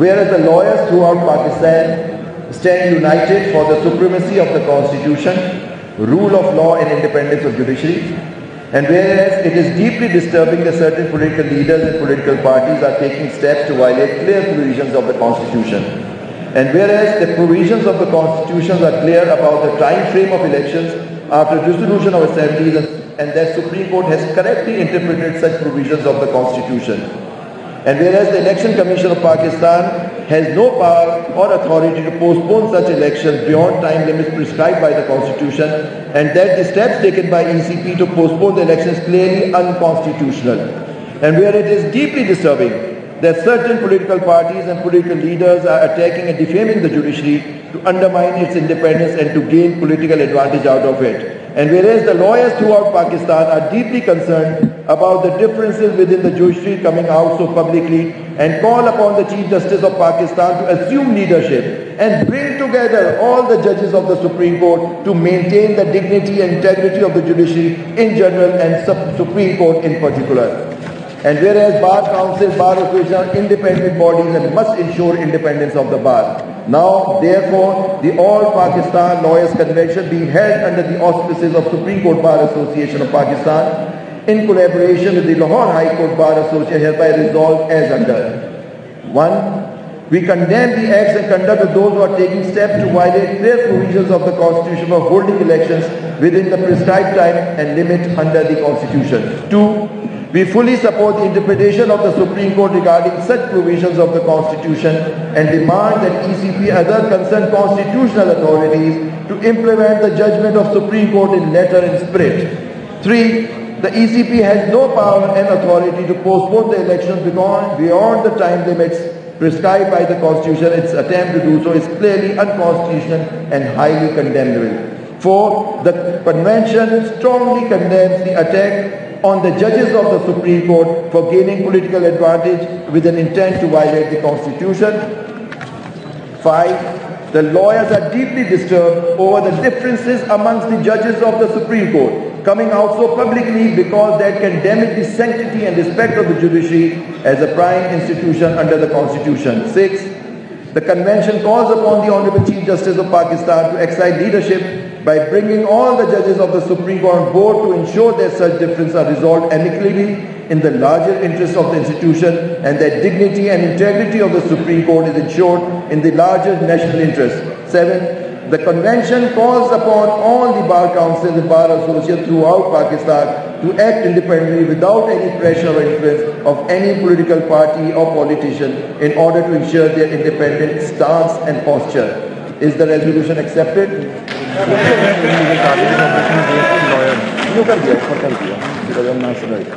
Thank you very much. ہم لوگ بہت شکر گزار ہیں آپ کے.